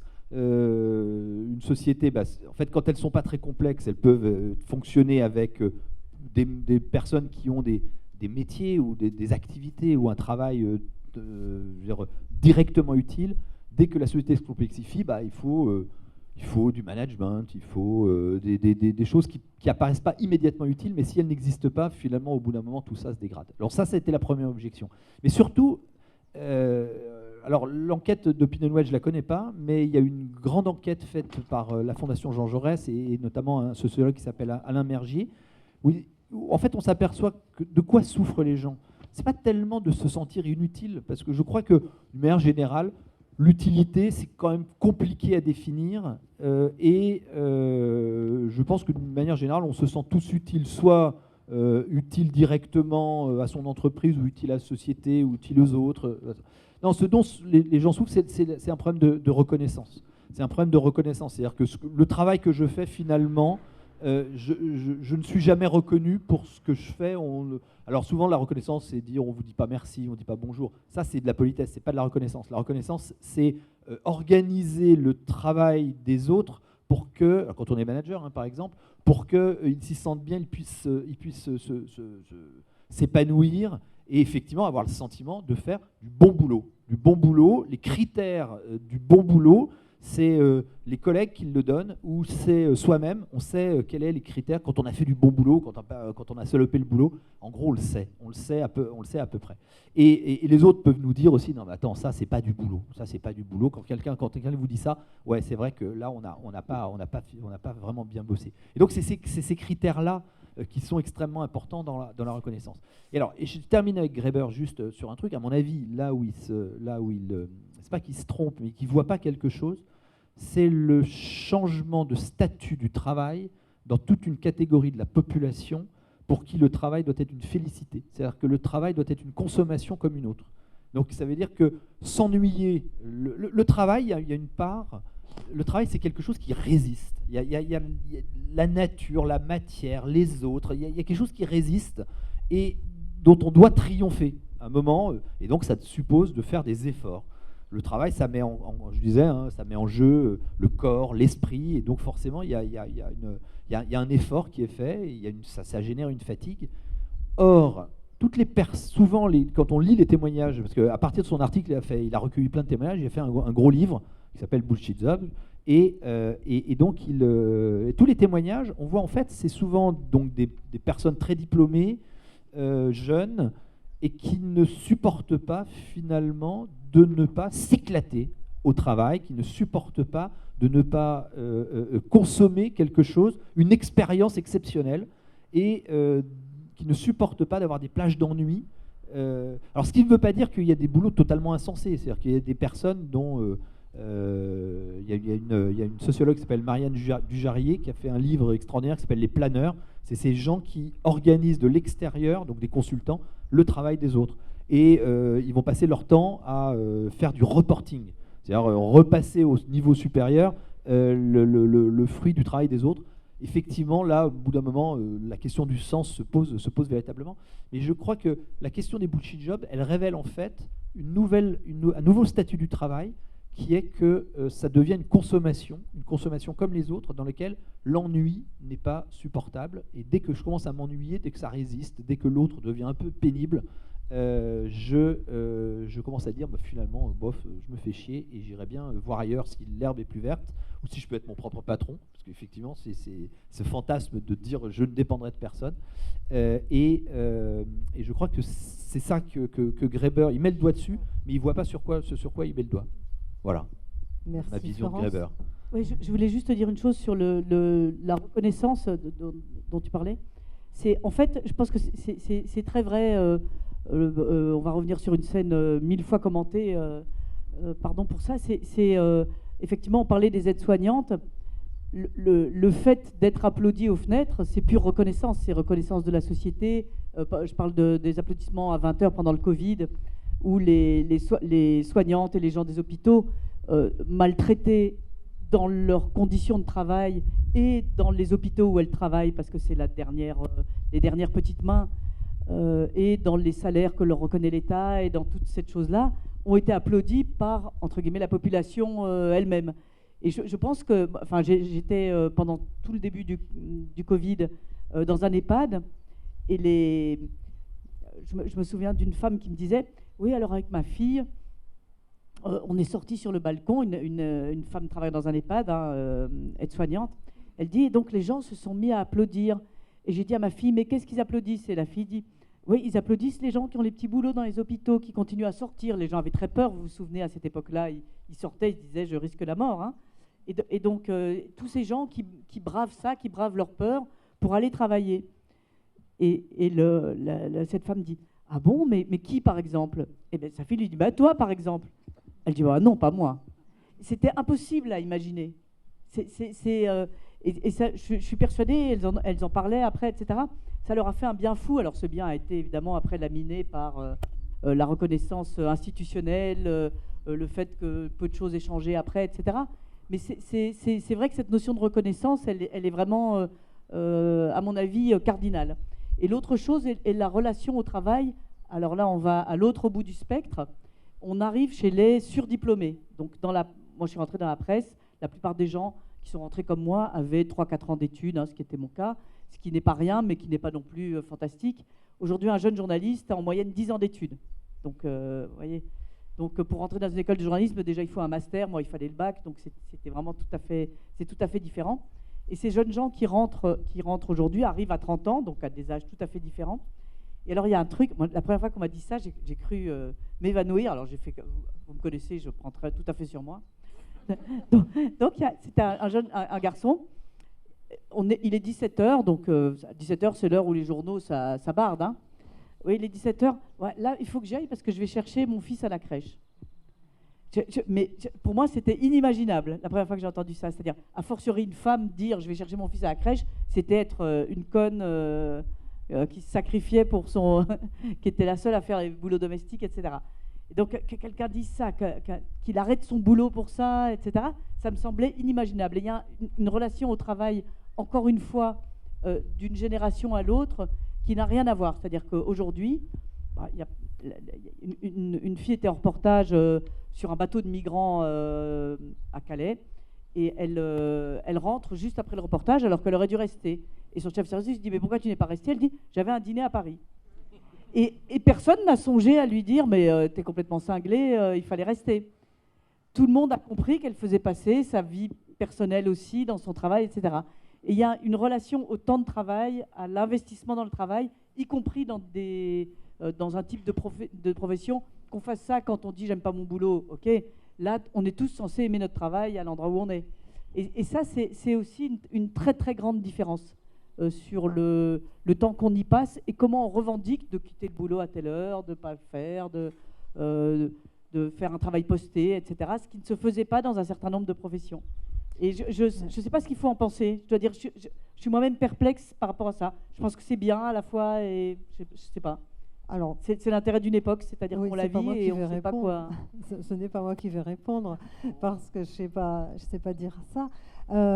Par contre, peut-être que c'est en lien avec aussi la façon dont on fait le travail et la liberté qu'on a chacun dans notre travail. C'est un lien entre compétence et liberté. Et j'ai lu ça d'ailleurs dans ton livre, Jean-Louis, c'est-à-dire comment on valorise le travail ce qui n'est pas demandé, ce qu'on ne voit pas. Quand on effectue ce travail, qu'est-ce qui se passe dans ce qui est fait, chacun à sa manière, etc. Et c'est peut-être aussi en lien avec comment on vit son travail globalement. Voilà. Denis l'a évoqué tout à l'heure. Ouais, c'est la question du travail prescrit et du travail réel. Et la liberté. C'est-à-dire que, et donc, en fait, nous tous, lorsqu'on nous donne le travail, on nous donne des règles, des prescriptions, des procédures. Et en fait, la première chose qu'on fait tous, c'est de voir comment on va se dépatouiller avec ça et comment faire ça bien. Parce qu'on estime tous que ces procédures ne sont pas adaptées à nous-mêmes. Et c'est vrai. C'est-à-dire que les prescriptions qui sont faites par des ergonomes, par des spécialistes, très souvent, elles prétendent tenir compte de chacun, sauf qu'on est tous différents. Et donc, on a besoin dans le travail, d'ailleurs, c'est aussi une des contradictions du travail, on a besoin de prescriptions, d'ordre, de direction qu'on nous donne, et on a besoin en même temps de liberté, d'autonomie, d'émancipation, je vais user le mot, et dans tous les métiers. Il y a une dame, elle s'appelait Brigitte Rorive, qui est une sociologue belge, qui a travaillé sur les caissières de supermarchés. Vous imaginez pas la gamme d'intelligence professionnelle qu'elles accumulent au fur des années pour bien vous servir. En fait, elles ont leur propre truc, et qu'elles se partagent entre elles ou pas. Et ce que je dis aussi, c'est que ça, c'est un espace que les employeurs connaissent très peu, que les managers eux-mêmes connaissent très peu. C'est-à-dire que c'est un peu, quand Emmanuel a fait son dernier film, ce soir à 18h à Cérémange, hein, ben voilà, il s'appelle L'usine secrète. Il est rémunéré pour faire ça. Non, il paye bien. C'est-à-dire que c'est l'usine secrète, c'est le travail secret, c'est le travail que seuls les travailleurs eux-mêmes connaissent. Et je pense que c'est essentiel, parce que si on prive cet espace de liberté qu'on prend, de toute façon on le prend, je pense qu'on devient vraiment des esclaves et des robots. C'est ce qui nous permet de nous exprimer dans notre travail, de créer des relations qui ne sont pas forcément prévues, tout ça. Donc voilà, il faut les deux. Il faut la prescription, l'autorité aussi, hein, il faut savoir ce qu'on a à faire. Et puis, parce que l'inverse, c'est-à-dire dire aux travailleurs, ça existe aujourd'hui. Hein. L'objectif, c'est ça, démerde-toi. Fais comme tu veux, on va juste regarder le résultat. Pour les salariés, c'est terrible. Tout ce qui va mal, les résultats pas obtenus, ça sera de sa faute à lui. L'employeur, le manager, c'est complètement libéré de ses responsabilités. Il faut que le manager partage ses responsabilités avec le salarié. Voilà. Je reste avec toi parce que tu parles de ce travail secret. Il y a aussi un type de travail qu'il faut qu'on évoque, parce qu'on parle plutôt du travail rémunéré depuis le début de cette rencontre. Il y a aussi tout ce qui est travail non rémunéré. Il y a notamment le bénévolat, il y a la femme ou l'homme à la maison, il y a le jardinier ou la jardinière du dimanche. Tous ces types d'emplois ne sont pas rémunérés. Il y a eu, par exemple, de vrais débats. Le bénévolat doit-il ouvrir des droits sociaux ? Ta position sur cette question? Alors, il y a des projets qui existent, il y a même des textes qui existent dans tous les projets autour du compteur épargne-temps. C'est-à-dire, en fait, et ça rejoint aussi la place du travail dans la vie, c'est-à-dire, est-ce que c'est si bien que ça de ramer jusqu'à 30 ans pour trouver un boulot stable, d'avoir du boulot mais précaire, de chercher, de naviguer, se retrouver à 30-35 ans enfin dans un travail stable, et on nous dit pendant 15-20 ans, travaille comme un fou, parce que c'est là que tu fais ta carrière, c'est là que tu fais ta vie, et à 50 ans, on commence à lui montrer le chemin de la sortie en disant tu es un senior, etc. etc. Est-ce qu'on est tous obligés d'être dans ce schéma-là? C'est le schéma aujourd'hui du travail. Et donc, imaginez de partager autrement sa vie, d'avoir des années, par exemple, sabbatiques, contrées sur la retraite. C'est idiot. Et donc, faire reconnaître tout ça, c'est sans doute, à mon avis, une des clés de ce que devrait être la réduction du temps de travail demain. C'est-à-dire, la vision hebdomadaire, on peut en discuter, de passer 35 à 32 heures ou 30 heures, tout ce que vous voulez. Mais gérer sa vie et ses liens au travail, à sa famille, à ses loisirs, à ses aspirations, je pense que ça serait quelque chose de très novateur, et il y a un espace formidable à imaginer. Donc, sans doute, c'est compliqué. Deuxième chose que je veux dire vite fait, c'est moi j'étais militant et professionnel, c'est-à-dire que j'étais un militant professionnel. Donc, d'ailleurs certains me disaient, mais quand c'est que tu as arrêté de travailler? Comme si le fait d'être militant n'était pas travailler. Je vous promets que c'est travailler, militer, être dans une organisation, écrire des textes, aller aux réunions, etc. etc. Et j'avais un complexe terrible quand j'allais dans les entreprises, parce que j'ai beaucoup visité les entreprises, ça faisait partie de mon boulot, et de voir des gens qui passaient un peu comme moi quand même, hein, mais énormément de temps en dehors du temps de travail pour assurer des permanences, pour s'occuper des maladies professionnelles, pour faire des choses comme ça. Et je pense que notre société a besoin de ça et a besoin de reconnaître ça. Alors est-ce qu'il faut un statut? Est-ce qu'il faut... ça serait pas mal, hein, finalement, de générer des droits liés au fait qu'on est bénévole dans une association sportive, une association culturelle, enfin voilà, de reconnaître ce statut de bénévolat qui fait que notre société elle tient debout quand même. Parce que un des trucs qui fait qu'on tient debout, c'est qu'il y a tous ces gens qu'on ne voit pas, qu'on ne reconnaît pas, mais qui nous aident à vivre ensemble, quand nos gosses vont au sport ou que nos parents vont au club du 3e âge, tout ce que vous voulez. Voilà. Thierry, vous voulez intervenir? Oui, oui. Donc effectivement, il existe pour le bénévolat une sorte de statut, mais paradoxalement, le statut, il est tourné vers les entreprises. Je m'explique. J'ai été donc dans les ressources humaines à Orange, et Orange, comme d'autres entreprises, la SNCF, la Poste, etc., favorise l'accès aux seniors, alors justement sur le schéma qu'on disait, où on aimerait après, à partir de 50 ans, sortir tranquillement, et puis après se trouver un travail bénévole, etc. etc. L'entreprise, elle favorise le passage, dans les dernières années, à ce qu'on appelait chez nous un essaimage, c'est-à-dire faire aller les gens dans des associations, les Restos du Cœur, etc. Donc moi, je me suis vu proposer à certains collègues, bah écoute, ouais, effectivement, ton boulot, il ne satisfait plus. Écoute, je sais que tu as la fibre associative, tu aimerais peut-être bien aller travailler là-bas, voilà. Donc ça, d'un point de vue individuel, les gens sont contents, c'est bien.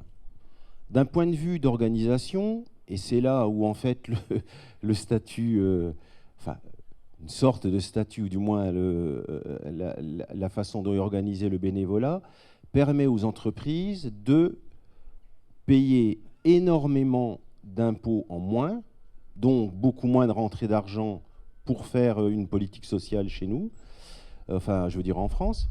Et justement, c'est le revers de la médaille, c'est-à-dire que c'est fait. Alors on croit que les entreprises sont très philanthropiques, elles communiquent beaucoup là-dessus, mais il faut voir derrière le côté économique, où les entreprises économisent plusieurs millions d'euros d'impôts.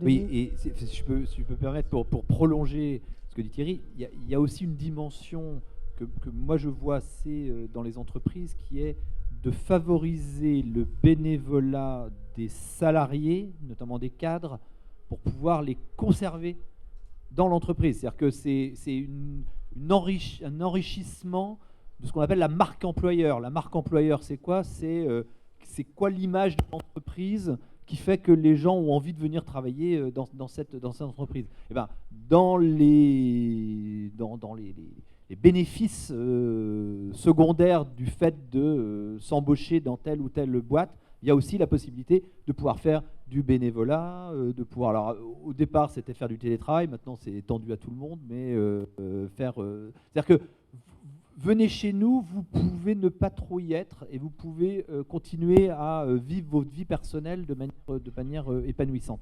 Donc, bon, il ne faut pas être dupe de tout ça. Parce que pour une certaine catégorie de salariés, quand même, c'est les cadres sup. Oui, oh, ça descend de catégorie assez régulièrement. Donc, il ne faut pas être dupe. Et en même temps, je crois qu'il y a effectivement il y a un besoin d'articuler vie pro, vie perso, qui est là aussi renouvelé, qui est renouvelé d'autant plus après 2 ans et demi de pandémie, où chacun a eu un moment le temps de réfléchir sur son travail, sur la place qu'on voulait lui accorder, sur l'utilité, son sens, etc. Et donc ça, c'est essentiel. Après, il y a une autre dimension.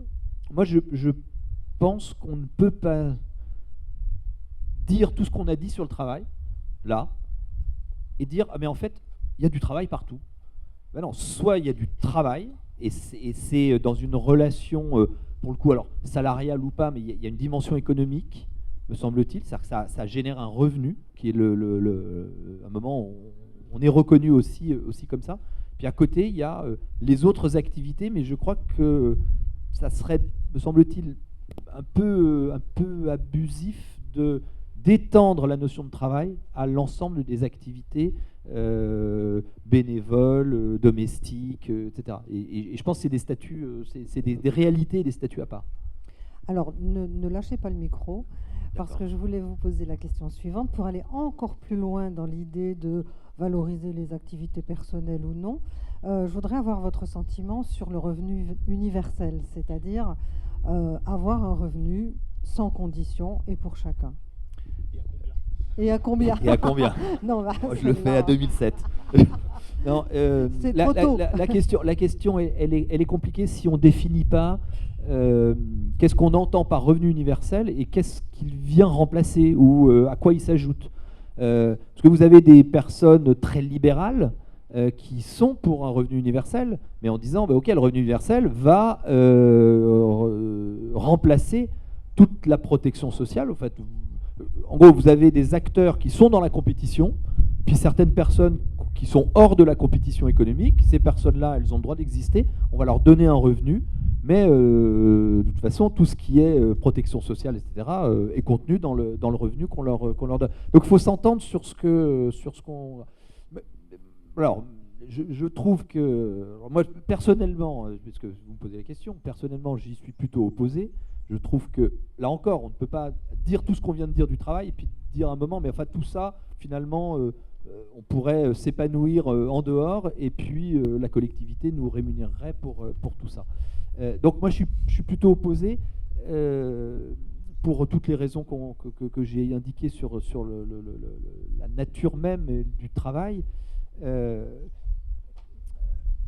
Après, je crois que le moment qu'on a vécu le premier confinement, qui a été un moment où le pays, pour toute une partie, s'est mis à l'arrêt, certaines personnes ont continué à travailler, je crois et puis il y avait beaucoup de personnes aussi en chômage partiel, me semble-t-il. Là, on a senti ce qu'était le travail et que pour beaucoup, alors pas tout le monde, effectivement, on va toujours trouver des exemples, etc., mais que le travail, c'est quand même quelque chose d'important dans la vie et que être payé pour rester chez soi, quand bien même on s'épanouit à faire son jardin, à faire des activités bénévoles, à faire je ne sais quoi, je ne sais pas si là pour le coup on parlait de sens tout à l'heure, je sais pas quel est vraiment le sens de ça.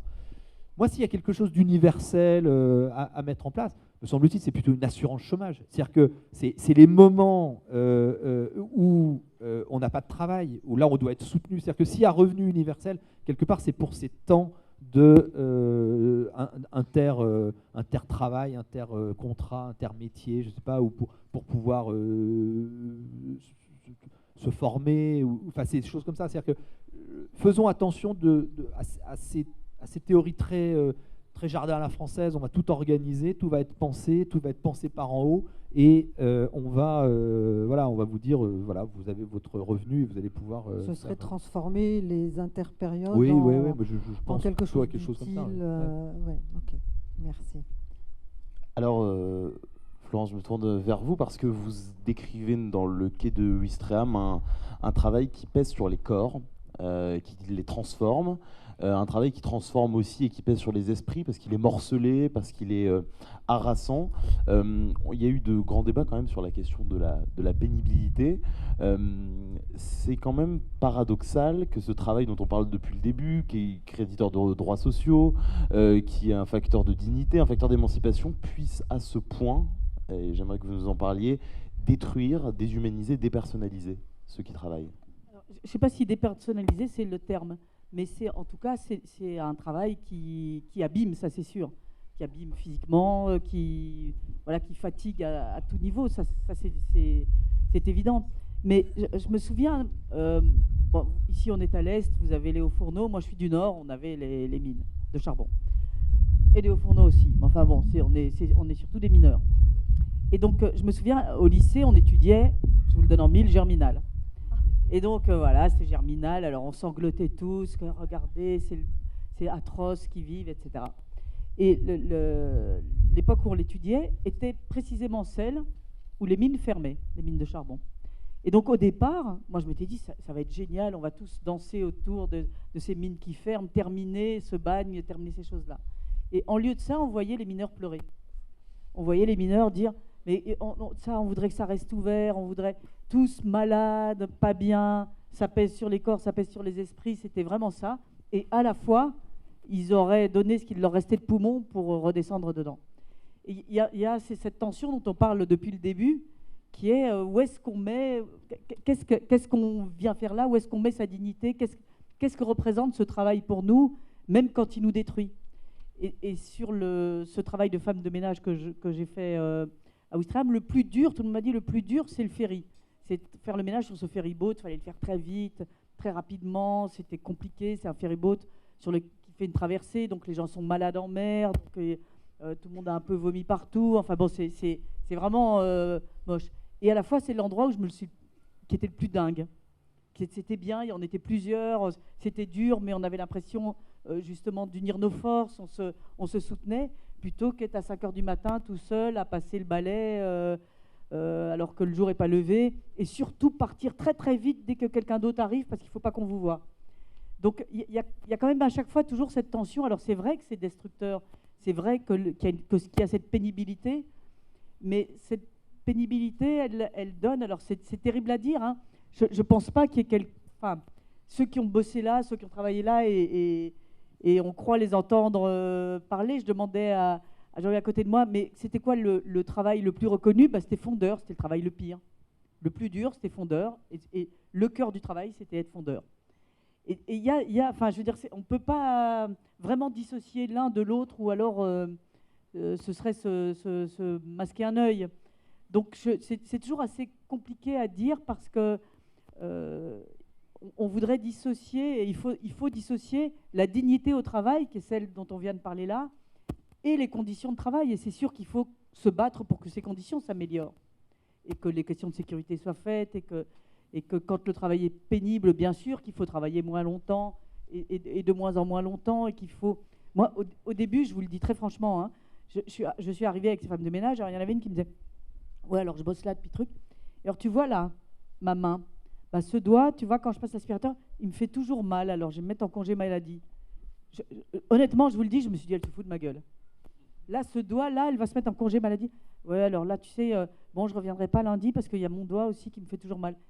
Au bout d'un moment, mon doigt, moi aussi, il m'a fait mal, et j'ai très bien compris ce qu'elle voulait dire. Oui, et il y a une méconnaissance de tout ça quand on est de l'extérieur, et qui est terrible. Cette femme, n'empêche qu'elle restait là, qu'elle est là, et je lui souhaite de travailler moins longtemps si elle peut le faire. Mais c'est quelque chose à jauger de façon très subtile, et vraiment en association avec ceux qui exercent ce travail-là. C'est-à-dire que, encore une fois, le décider en haut en disant la pénibilité, c'est tel travail, tel travail, tel travail, de tel âge à tel âge, ça ne marche pas. Je pense qu'il faut que le travail sera humain quand ça se sera fait presque sur mesure, oui, quand même. C'est-à-dire qu'on va convoquer le patron en disant voilà, elle est en congé maladie depuis un certain temps parce que ça lui fait mal là, et qu'est-ce qu'on peut faire, et le faire de façon digne, qu'on se moque pas d'elle parce qu'elle a mal au doigt, enfin je sais pas. Et ça, je pense que c'est la vraie émancipation du travail, elle passera par là. Elle passera par une observation beaucoup plus fine et beaucoup plus respectueuse des gens, plutôt qu'une énième loi et jamais appliquée, sur les femmes vont gagner autant que les hommes, ou des choses comme ça. Ça, c'est super si ça marchait, ça marche pas en France, bon, c'est comme ça. Mais en revanche, ça j'y crois. Ça, je crois à un travail qui est organisé davantage sur mesure, davantage respectueusement, davantage à l'écoute de celles qui ne sont pas là. C'est pas pour rien qu'aujourd'hui on parle volontiers salaire, mais aussi harcèlement, mais aussi pénibilité, mais aussi harcèlement moral, sexuel et autres. Et ça, je pense que les voies d'émancipation, elles passent beaucoup par là aujourd'hui. Merci. On glisse tout doucement à travers ce que vous dites vers une dernière grande partie qu'on voulait consacrer à la représentation individuelle collective du travail, se représenter comme travailleuse ou travailleur, mais aussi représenter le travail. Justement, Thierry, vous avez travaillé sur la représentation du travail dans la littérature. On a fait le test autour de nous et avec nous-mêmes. Si on dit travail dans la littérature et dans les arts, les gens nous disent Zola et Chaplin. En gros, à peu près. Parfois, c'est Chaplin et Zola. Et pourtant, ce sont quand même des façons assez négatives de voir le monde du travail. Est-ce que ça change après les 30 Glorieuses? Je sais que vous avez principalement travaillé sur cette époque. Y a-t-il une représentation culturelle positive possible du monde du travail? Alors oui, bonne nouvelle, mais ceci dit, il faut remonter déjà un peu plus, même avant Germinal, avant Zola, il faut remonter par exemple les travaux et les jours d'Hésiode, donc un auteur très ancien, antique, et en fait, quelle est la conception du travail à cette époque-là? Le travail est vu comme une bénédiction, hein, la bénédiction des dieux. Dieu a octroyé le travail aux hommes. C'est une première approche. La deuxième, c'est celle qui a prévalu au XIXe siècle, avec justement Zola, Germinal, etc., enfin celle qui a commencé, c'est la notion, c'est-à-dire le travail est vécu comme une malédiction. Voilà, c'est quand on voit un peu ce qui se passait dans les... Voilà, c'est la malédiction, c'est tombé sur nous, voilà, on souffre, etc., etc. La troisième voie, c'est celle qui apparaît au XVIIIe siècle, par exemple, avec Diderot, quand il réalise l'encyclopédie, où là, c'est la vision de métier qui arrive.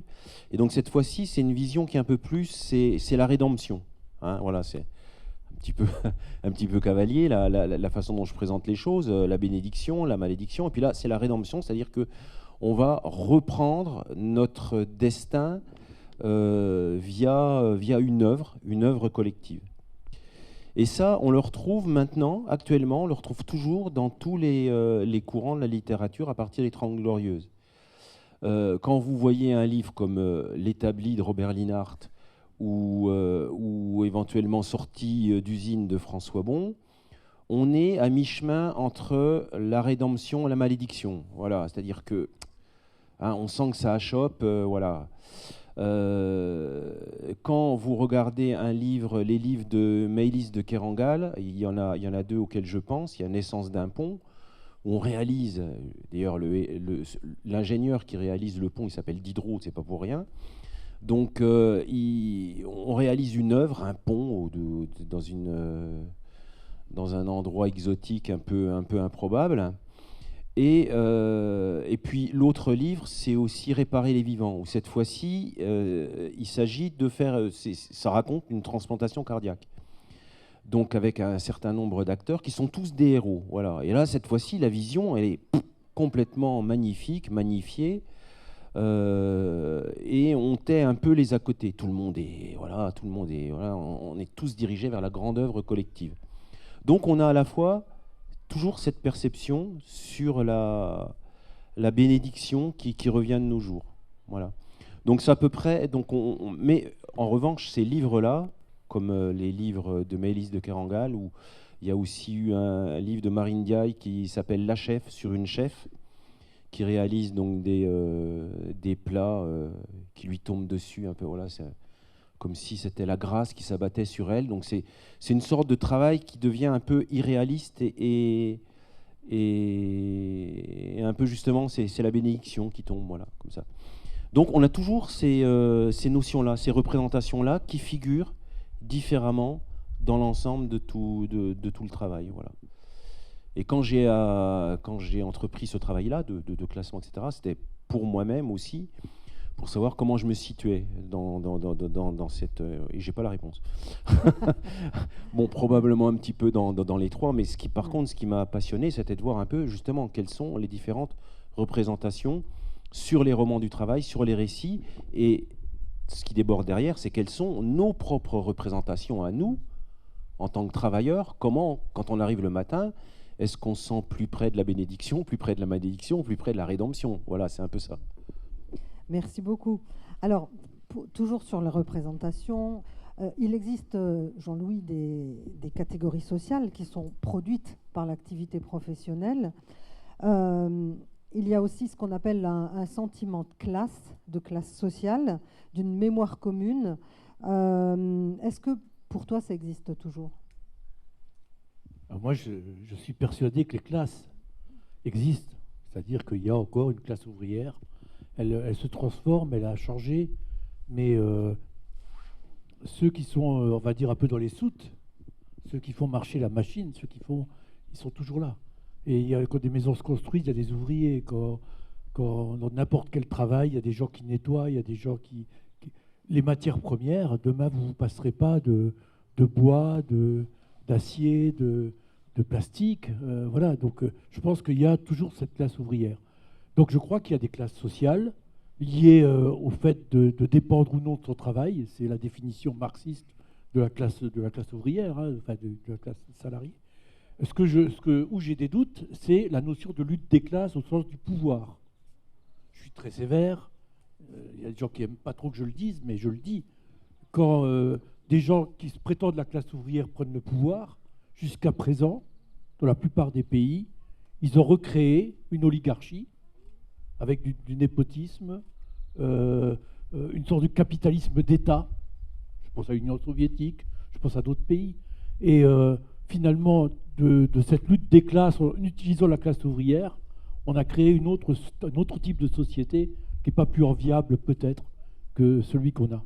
Donc ça ne veut pas dire que je suis satisfait de ce système, mais je me dis que la lutte des classes n'est pas la réponse. Et ce que je dis aussi, c'est que résumer toutes les contradictions de la société à la lutte des classes, c'est être aveugle. Il y a des enjeux qui évidemment croisent la question des classes, mais par exemple la question de l'égalité homme-femme, c'est pas une question de lutte des classes, et c'est pourtant pour moi au moins aussi important que la lutte des classes. Les enjeux sur l'environnement, bien sûr, ça croise la question des profits, tout ce qu'on veut, mais en tant que tel, dire par exemple ce que j'ai entendu, faut pas changer le climat, il faut changer le système. Si, il faut agir sur le climat aujourd'hui, quel que soit le système politique. Voilà. Donc je pense qu'il faut qu'on resitue les choses. Oui, il y a des classes sociales. Oui, il y a des intérêts contradictoires entre les classes sociales. Les travailleurs ont raison de se défendre, de s'organiser. Oui, mais en même temps, il faut accepter finalement dans une société démocratique qu'il y ait des intérêts contradictoires. Et il faut trouver des systèmes pour essayer à trouver des solutions, à les régler. Pour moi, parce que je suis un pacifiste et un gentil garçon, la façon la plus paisible possible, la façon la plus paisible possible, en évitant les violences, c'est-à-dire trouver des systèmes de régulation dans notre société pour reconnaître ces intérêts contradictoires. Mais ça peut nécessiter des grèves, ça peut nécessiter des blocages, ça peut nécessiter des coups de gueule, tout ça c'est utile, mais dans un système régulé où on respecte les intérêts différents des autres. Moi, quand j'ai travaillé ici, j'avais un œil toujours sur le carnet de commandes de la boîte. Hein. Je ne me félicitais pas quand la boîte perdait de l'argent. Hein. Je veux dire, moi, j'espérais que la boîte continue à vendre de la fonte et que notre usine continue à vivre. Ceux qui pensent que l'intérêt du patron de faire qu'il y ait des bénéfices dans l'entreprise, c'est contre les salariés, ben, travailler dans une boîte qui perd de l'argent, vous verrez que je changerai vite d'avis. Hein. Voilà. Donc voilà, il faut accepter ces contradictions, ces choses différentes. J'aimerais avoir votre regard, Denis, sur cette question du travail qui produit un sentiment d'appartenance collectif, voire à une classe, et puis la prolonger, parce que vous avez travaillé sur les gilets jaunes. Justement, par exemple, les gilets jaunes étaient-ils majoritairement des travailleurs, et ont-ils recréé une forme de nouvelle classe ouvrière contemporaine? Alors, pour répondre à la question et poursuivre ce que disait Jean-Louis,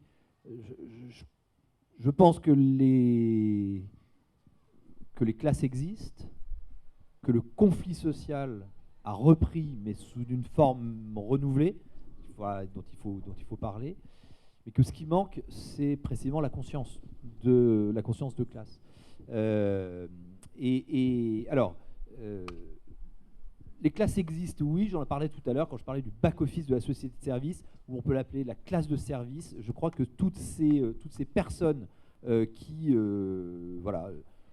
travaillent dans la logistique, le soin, le commerce, tout ce qu'on a appelé les travailleurs essentiels mais invisibles, et ils sont socialement invisibles, hein, ils ne sont pas physiquement invisibles, parce que je pense qu'en plus, souvent, là je viens de terminer une grande enquête auprès de 15 000 personnes pour essayer de cerner les contours de cette classe.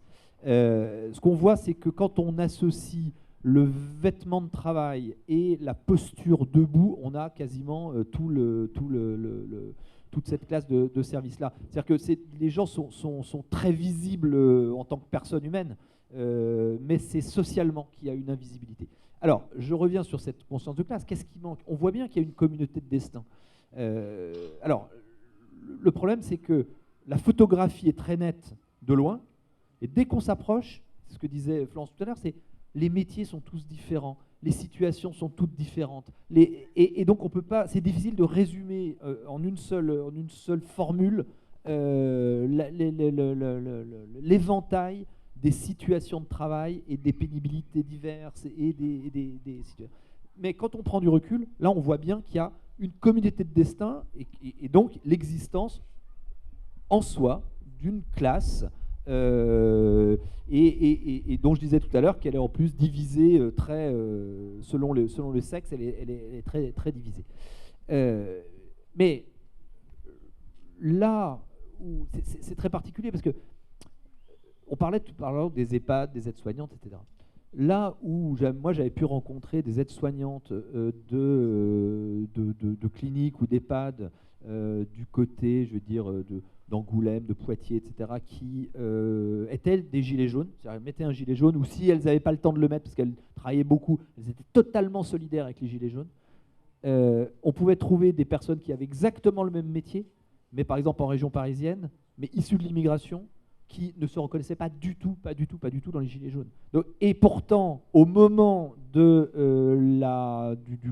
premier confinement, toutes ces personnes-là ont continué à travailler et on a bien vu qu'elles avaient toutes les mêmes conditions de travail et la même situation quasiment objective. Donc on voit bien qu'il y a une situation objective partagée, communauté de destin objectif, mais une conscience d'appartenir à un même monde qui fait totalement défaut. Donc il y a une fragmentation derrière, qui est une fragmentation culturelle. Ce qui fait, pour le coup, que Jean-Luc Mélenchon et Marine Le Pen n'ont pas exactement le même électorat. Quand bien même, les deux vont, pour une part, très majoritairement chez Marine Le Pen et un peu moins chez Jean-Luc Mélenchon, chercher dans cette classe de service une partie de leurs électeurs. Alors, les gilets jaunes. Alors, c'est toujours très difficile de parler des gilets jaunes comme ça, parce que moi, j'ai dit que c'était un mouvement métonymique. Vous savez, une métonymie, c'est quand on prend la partie pour le tout. Il suffit de mettre un gilet jaune pour être les gilets jaunes. Donc, les raisons pour lesquelles les gens mettaient des gilets jaunes, on voit bien au départ, quand même, pour discuter avec les gens, pour voir un peu. Puis, pour le coup, les journalistes, il y a eu un petit temps de décalage, mais après, ils ont documenté vraiment qui étaient les gilets jaunes sur les ronds-points, comment ça se passait, etc.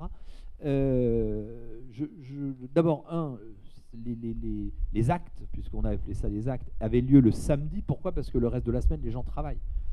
Donc déjà, c'est une indication. Et je crois, pour une bonne part, moi j'ai commencé à parler de back-office de la société en 2017, avant l'élection, et puis vraiment, je me suis aperçu que ce que je commençais à penser, là, avec les Gilets jaunes, je l'avais sous les yeux. Quand on discutait avec beaucoup de personnes qui manifestaient, qui bloquaient, etc., c'était des personnes qui travaillaient. Alors, les statuts étaient différents. On pouvait avoir effectivement des intérimaires, on pouvait avoir des artisans, on pouvait avoir des salariés, on pouvait même avoir des agents de fonction publique, mais catégorie C. Mais quelque part, il y avait une appartenance à une vie commune, quand bien même elle était très, très parcellisée, d'être précisément, appartenir à ces métiers qui font tenir la société. Et habitant à distance des villes, étant très dépendant de l'automobile, de la voiture, donc du prix de l'essence, donc des taxes, etc. Et tout ça, donc tout ça fait pour le coup une classe en soi, mais pas, comme disait Marx, une classe pour soi. Puisqu'on est sur la question de l'engagement collectif, Jean-Louis, je vais te poser une question qui fâche, mais je te connais, tu vas me renvoyer dans mes cordes brillamment. Le faible taux de syndicalisation en France n'est-il pas justement une forme de preuve que la plupart des travailleurs de notre pays considèrent leur travail juste comme un travail et pas comme un lieu d'engagement et de lutte collective ? Alors, non, c'est une question qu'on me pose depuis 20 ans. Vous avez 2 heures. Je vais vous faire ça dans quelques minutes. D'abord, il y a 11%, environ 10-11% de travailleurs syndiqués en France. C'est un taux qui est bas, mais il faut comprendre qu'on a une législation en France qui est complètement différente de la plupart des autres pays. Je prends l'exemple en Belgique, je vous raconter un petit truc. Je vais à une réunion en Belgique sur la sidérurgie. J'ai une réunion, c'est à Charleroi. et je vois une file de gens qui attend à l'accueil. Je me mets dans la file. Hein. Et il y a un mec qui me reconnaît, qui dit « Mais qu'est-ce que tu fous là ?» Ben, je dis « Je sais pas, il y a marqué accueil. » Ah non, ça c'est pour les chômeurs. Les syndicalistes, nous, on a notre réunion à l'intérieur. En fait, si vous êtes belge et que vous n'êtes pas syndiqué, votre chômage, vous mettez des mois et des mois et des mois à l'obtenir. Si vous voulez obtenir tout de suite, vous êtes syndiqué, le syndicat vous avance l'argent. Dans les pays nordiques, dans la plupart des pays nordiques, il y a des liens très stricts entre l'adhésion et des droits. Chez nous, on a un système extrêmement généreux. Nous, les syndicalistes, on se tape le boulot de négociation, on signe des conventions collectives et ça profite à tout le monde, syndiqué ou pas. Ce qui explique donc que même si vous n'êtes pas adhérent, vous bénéficiez des minima sociaux, des accords sur les conditions de travail, etc. etc. Donc c'est une des explications. L'autre explication, à mon avis, c'est que le syndicalisme doit sans doute se réformer et mieux répondre à tout ce qu'on vient de dire sur la société. C'est-à-dire que le modèle industriel de lutte des classes, entre guillemets, schématisé et à considérer que c'est ça qui va permettre le développement du syndicalisme, je suis persuadé que, quelle que soit sa radicalité, ça ne fonctionnera pas. Ce qui peut fonctionner, et j'espère que tous les syndicats, moi je fais un peu d'honneur de leçon comme ça, mais c'est de comprendre l'utilité. Mais on a une image parfois négative des syndicats, mais regardez, dès qu'il y a un problème dans une petite boîte, n'importe où, regardez qui on entend. C'est un militant syndical, un type qui a été élu, un bénévole, quelqu'un que personne ne connaît, et qui défend ses copains. Dans les Lidl, dans les Norma, partout, dans toutes les entreprises, il y a 40 000, dans mon syndicat, il y a 40 000 implantations syndicales en France.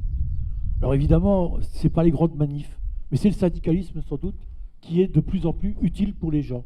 Avoir quelqu'un chez eux, et le syndicalisme aussi, il a une fonction qu'on n'imagine peut-être pas, c'est que c'est un garde-fou. Les employeurs, quand ils ont un syndicat chez eux, il faut un tout petit peu attention.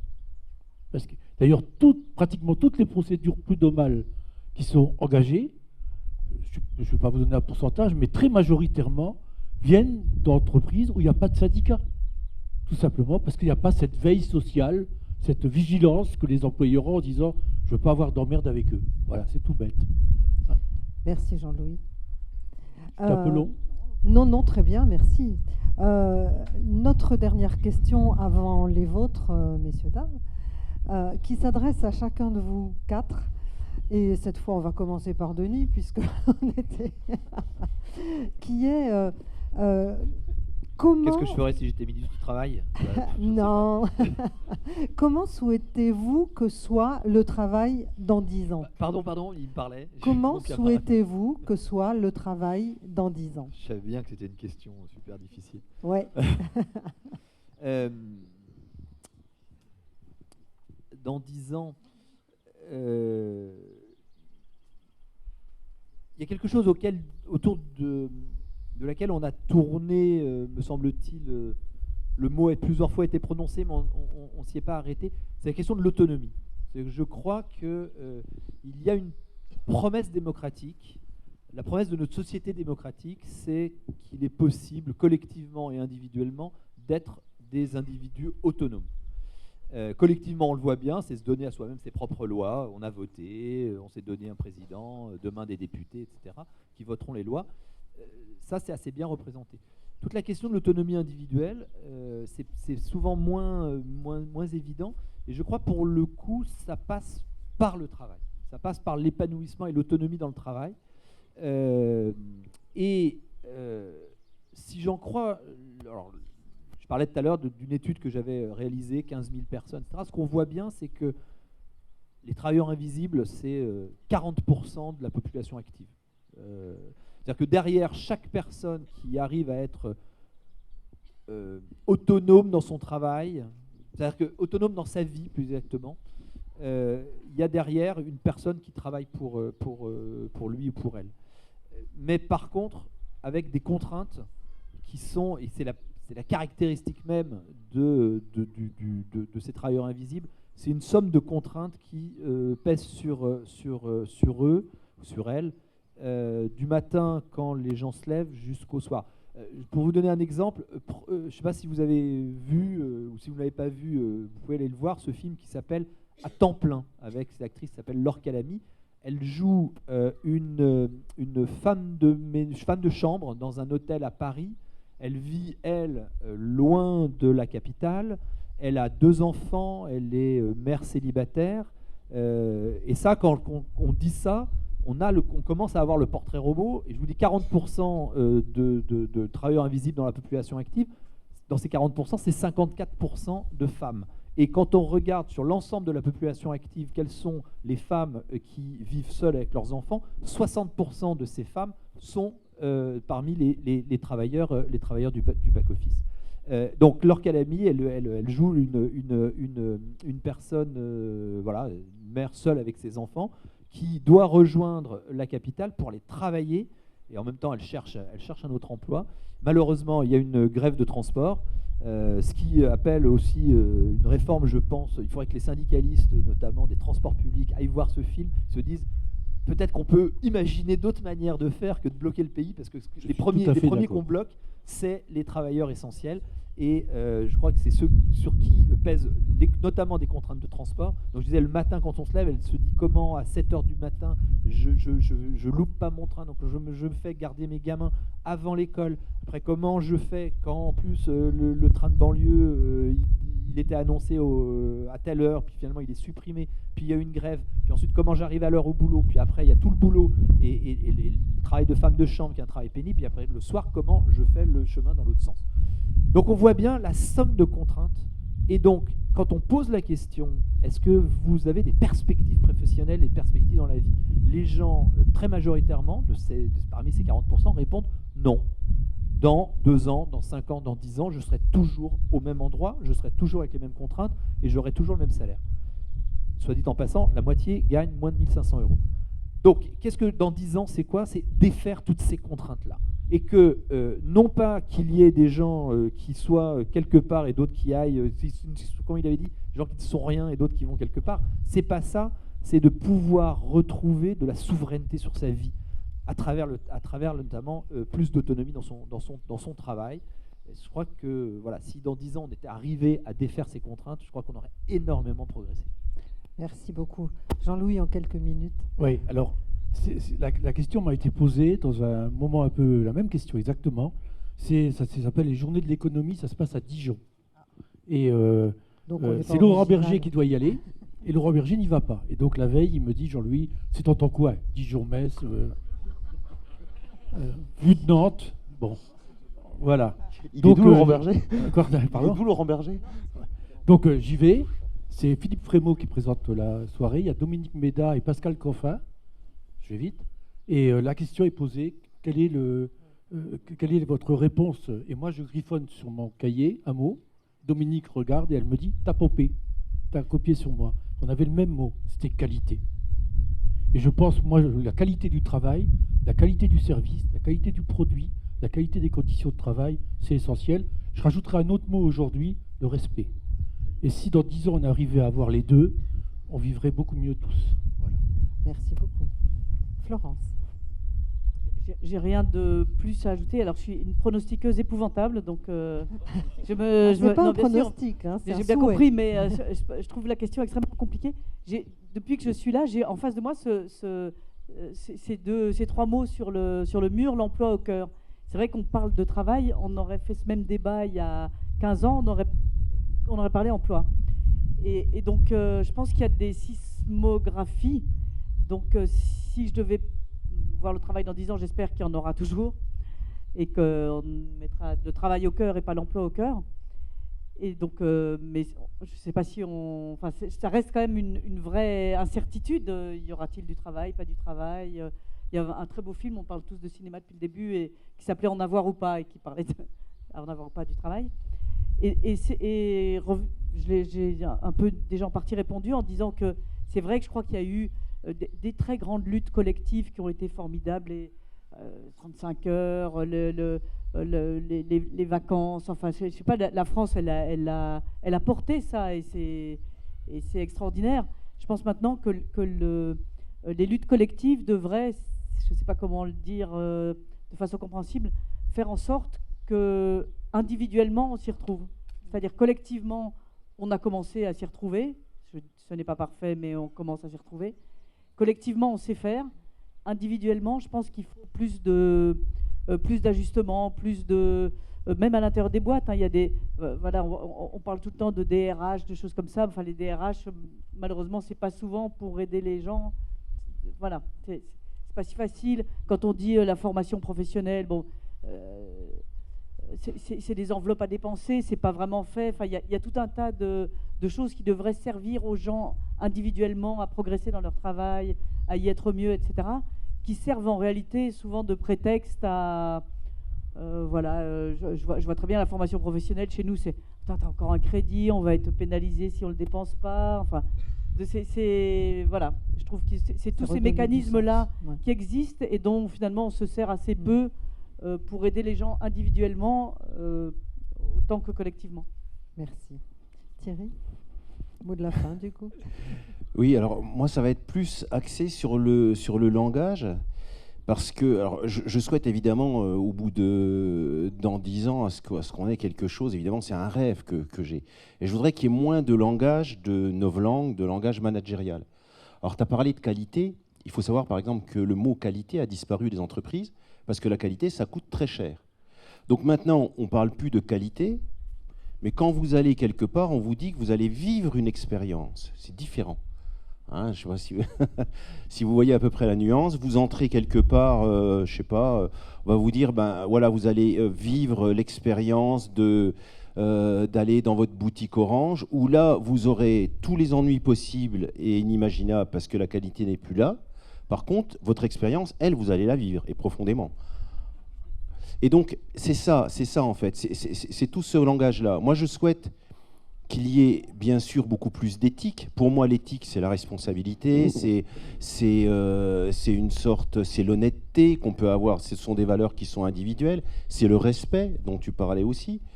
Pour les entreprises, c'est une charte d'éthique. Et c'est pas du tout le même sens qu'on entend. Et puis, je souhaiterais aussi qu'on arrête d'être en osmose ou qu'on soit perméable avec des expressions qui viennent des entreprises. Je souhaiterais, par exemple, qu'on ne sorte plus de notre zone de confort. Parce que sortir de sa zone de confort, ben, quand on regarde un peu, effectivement, tout le monde, voilà, oui, tu sors de ta zone de confort, ça va être bien, tu vas voir. Qu'est-ce que ça signifie quoi pour une entreprise? Ça signifie que, si le salarié il n'arrive pas à sortir de sa zone de confort comme on lui en donne l'injonction, eh ben c'est lui qui est responsable. Et surtout, ça signifie que quand on dit à quelqu'un, quand un manager dit à quelqu'un tu vas sortir de sa zone de confort, ça veut dire qu'on n'a rien mis en place derrière, aucune formation, rien du tout, et que derrière tu vas droit dans le paysage sans rien du tout. Voilà, donc je souhaiterais que finalement on soit tous gagnants-gagnants, win-win, comme on dit, mais d'une façon honnête. Voilà. Se transforme en manager. Voilà. Merci. Un micro va tourner dans le public. Donc, si vous voulez poser votre question, le boss vient de me dire, on prend 3 questions, pas plus. Donc, comme je suis un sale gosse dans l'âme, on va en prendre plus, mais à la condition que vous soyez un peu concis dans vos questions. Bonsoir, monsieur. Bonjour, monsieur. Bon, merci à tous. Je voulais revenir sur un point particulier. C'est la CFDT, il y a maintenant pas mal d'années, avait travaillé sur la culture d'entreprise. Et je dérive alors sur la question du sentiment d'appartenance du salarié à la boîte. Moi, j'ai le souvenir, il y a belle lurette, j'étais tout gamin, que pas mal des membres de ma famille travaillaient un peu plus haut dans la vallée, chez les de Wendel. Et donc, on appartenait à la maison de Wendel. Alors bien sûr, il y avait ce côté paternaliste où la maison de Wendel payait à la fois l'église, le terrain de football et l'apprentissage, mais c'est vrai. Et puis avec tout ce que ça pouvait comporter, mais il y avait aussi un véritable sentiment de communauté entre les travailleurs. Alors cela existe peut-être encore dans certaines circonstances, je crois qu'il y a encore une communauté des cheminots d'une certaine façon, mais est-ce que ce sentiment d'appartenance est plus ou moins lié au paternalisme ? Jean-Louis, si tu veux répondre, et pendant ce temps, si je pense que d'autres pourraient répondre, mais le paternalisme ou la culture d'entreprise ou l'esprit d'entreprise, a répondu en fait à une attente surtout des employeurs. Ensuite, évidemment, les salariés ont tiré aussi des avantages. Moi, je disais tout à l'heure à Florence que l'exemple type de l'entreprise qui a réussi à capter des générations de salariés, c'est Bata. C'est pas dans la sidérurgie, c'est dans une entreprise qui faisait des chaussures à Mousset, près de Château-Salin. Voilà. Où ils avaient. Donc, et ce qui a été terrible, et c'est là, je pense, où on parle d'émancipation, c'est que lorsque des entreprises qui ont un tel poids sur la vie des gens, pas seulement la vie au travail, mais la vie dans le quartier, le stade de foot qui appartenait, l'association, enfin tout ça, quand ça s'arrête, c'est terrible. À Bata, beaucoup de gens il y avait des couples qui travaillaient tous les deux, ils n'avaient pas le permis. Tout était sur place. Donc, il y a un certain confort, mais il y a une sorte de dépendance, je vais dire un mot fort, mais c'est presque une forme d'esclavagisme, quoi, civilisé. Mais donc, et moi, j'ai pas trop de regrets que cet esprit, entre guillemets, ce paternalisme n'existe plus. Je pense qu'il vaut mieux être contractuel, négocier, que la condescendance des employeurs. Voilà. Philippe, tu as une question. Donc, on me demande de dire qui je suis. Philippe Lerouvillois. Donc, voilà, je voulais vous faire réagir sur une contradiction que je perçois. Depuis la contre-révolution libérale des années 80, la part du travail dans la valeur ajoutée ou dans la richesse créée a nettement décru. Ensuite, aujourd'hui, en fait, on constate une stagnation. En gros, si vous voulez, depuis les années 80, la rémunération globale du travail par rapport à celle du capital s'est réduite.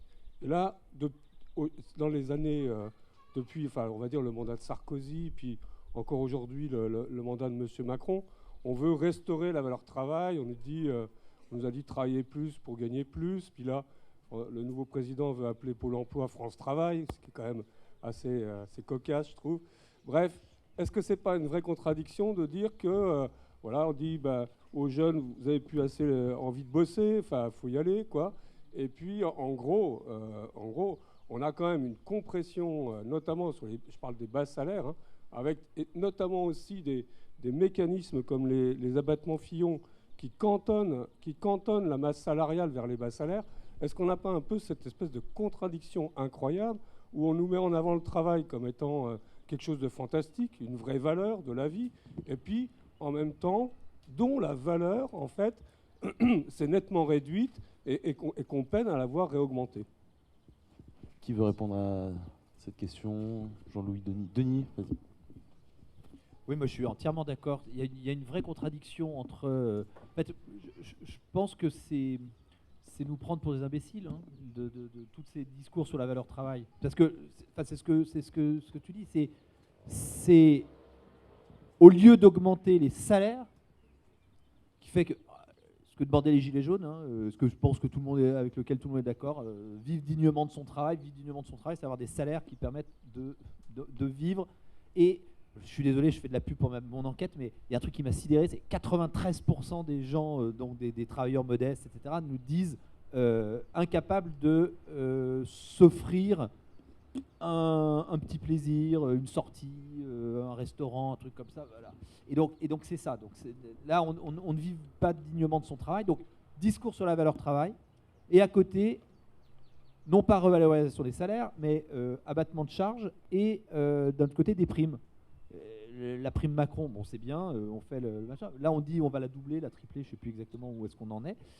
Moi ça me pose un problème qui est, est-ce qu'il n'y a pas un moment où est-ce qu'on peut se dire, c'est vraiment sur les salaires que ça se porte.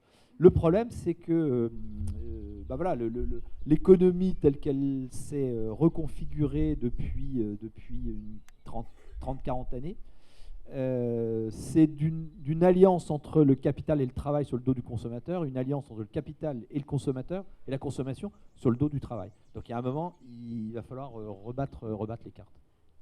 Juste pour dire une chose, c'est vrai, mais la difficulté est, ça je le dirais un peu autrement, c'est-à-dire c'est qu'on est tous, ce serait formidable s'il y avait juste un système qu'il fallait réformer, qui allait faire que le travail serait bien.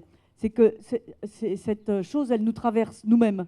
C'est-à-dire qu'on est à la fois victime et complice, si j'ose dire.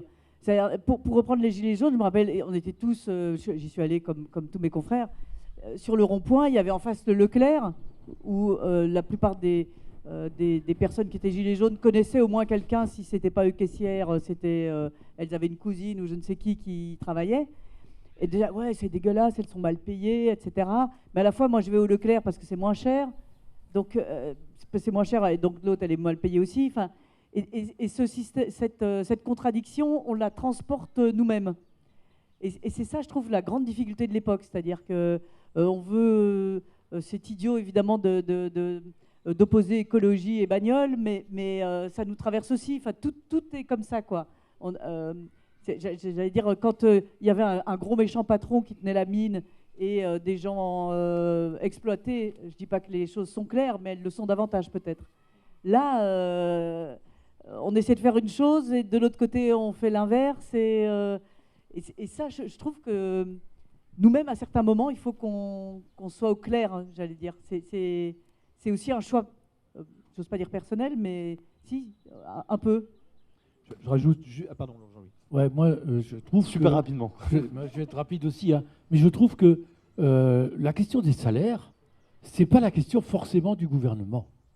C'est-à-dire qu'on est comme si on était dans une société qui était gérée intégralement par le gouvernement. Je trouve que dans les discours politiques aujourd'hui, de tous les discours politiques, les patrons s'en sortent très bien. On en parle très très peu des employeurs. Et pourtant, c'est eux qui ont les leviers pour augmenter les salaires, c'est eux qui font les énormes bénéfices dont on parle, etc. Et donc, peut-être qu'il faut s'adresser à des mesures collectives. Tout ce que tu décrivais tout à l'heure, c'est en fait l'État qui essaie de se substituer aux déficiences du patron. Je ne sais pas comment, peut-être que c'est le rapport de force d'autre chose, mais mettre la responsabilité sur ceux qui font les fiches de paye, les patrons. Voilà. Alors, je suis désolé. Oui, Denis. Ah oui, Denis, tu voulais... Non, juste, moi, la lueur d'espoir, c'est la situation de l'emploi, les créations d'emplois. Donc, si on va vers un quasi plein emploi, là, de nouveau, il y a un rapport de force qui est possible. Alors, je suis désolé, on me dit qu'on n'a plus trop de temps. Si on peut y avoir des signatures, parce que vous repartez un peu plus tard en train, donc autour des signatures, il y a toujours des discussions qui continuent et oui, tu reprends le train pour aller à quelques mètres d'ici. Avant de vous inviter donc à rejoindre le bar, à aller à la librairie éphémère, à faire signer le livre, je voulais remercier grandement le U4 de nous accueillir, et puis bien sûr nos invités, Florence Aubenas, Thierry Bastingel, Denis Maillard et Jean-Louis Malice. Merci beaucoup, beaucoup, beaucoup. Merci beaucoup. Et on continue à discuter sans estrade. À très bientôt, merci à vous et bonne soirée.